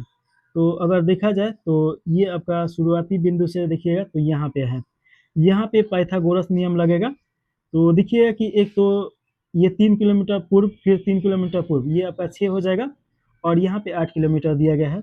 तो पाइथागोरस नियम क्या कहता है, 8 का स्क्वायर कीजिए प्लस 6 का स्क्वायर कीजिए, आपका आंसर आ जाएगा। 8 का स्क्वायर कितना होगा? 64, 64 प्लस 36 हो जाएगा, 6 का स्क्वायर, तो ये कितना हो जाएगा? 100 हो जाएगा, और 100 किसका स्क्वायर है? तो 10 का है, तो ऑप्शन नंबर बी सही हो जाएगा। चलिए 41 के बाद 42 नंबर क्वेश्चन में देखेंगे, लेखक यहाँ अक्षर दिया गया है। तो इसी प्रकार देखिएगा कि आपका चित्रकार किससे संबंधित है, तो ये रंग से संबंधित है, चित्रकार रंगता ही है, और लेखक क्या करता है? लिखता है, तो उसका अक्षर बैठेगा, तो ये हो जाएगा। तो ऑप्शन नंबर बी सही है। अगला क्वेश्चन दिया गया है, अगर ए बी का भाई है, बी सी की बहन है, और सी डी का पिता है, तो ए का डी से क्या रिश्ता है? तो यहाँ पे देखिएगा, अगर देखा जाए ए बी का भाई है, तो ये आपका मान लीजिए बी है और ए इसका भाई है, तो ये प्लस हो जाएगा। ये थोड़ा सा लिखने में समस्या हो रहा है, हम आंसर बता देते हैं, ये तो इजी ही होता है, बना लीजिए। ये बी इसका राइट आंसर हो जाएगा, चाचा आ जाएगा। अगला क्वेश्चन है, लुप्त प्राय यहाँ पे बताना है कि यहाँ पे क्या आ जाएगा। तो यहाँ पे देखिए कि पैटर्न दिया गया है, आपका 12 6 78 दिया गया है। तो कितना हो जाएगा, 12 में 6 से गुना करेंगे, 12 5 7 और 12 6 72 होगा। अच्छा एक चीज देखिए कि देखिए 12 में एक जोड़ेंगे 13 हो जाएगा, 13 6 का 78, 9 में एक जोड़ेंगे 10 हो जाएगा, 10 में 4 से गुना करेंगे 40 आ जाएगा, 6 में एक जोड़ेंगे 7 और 7 5 35, 4 में एक जोड़ेंगे 5 और 5 7 35। तो ऑप्शन नंबर आपका सी सही हो जाएगा। अगला क्वेश्चन है, इसमें दिया गया है कुछ लड़के बुद्धिमान हैं और सभी बुद्धिमान व्यक्ति मेहनती हैं। तो देखिएगा कि आपका यहाँ पे मान लीजिए कि लड़का हो गया और ये आपका कुछ लड़के बुद्धिमान हैं और सभी बुद्धिमान व्यक्ति मेहनती हैं। तो देखिएगा कि आपका ये बनेगा ऐसा, मेहनती यहाँ पे मेहनती और उसके बाद ये बुद्धिमान बनेगा। तो इस प्रकार ये आपका बन रहा है। अब क्वेश्चन देखिए कि कुछ मेहनती व्यक्ति लड़के हैं। तो ये तो आपका सही है कि कुछ मेहनती व्यक्ति लड़के हैं, ये कुछ यहाँ पे दर्शाया जा रहा है। सभी लड़के मेहनती है, सभी लड़के कहाँ से, इसके अंतर्गत आता तब होता, तो ये गलत हो जाएगा। तो ऑप्शन नंबर ए सही हो जाएगा, केवल निष्कर्ष एक सही है। अगला क्वेश्चन देखिएगा, 46 नंबर क्वेश्चन पूछा जा रहा है।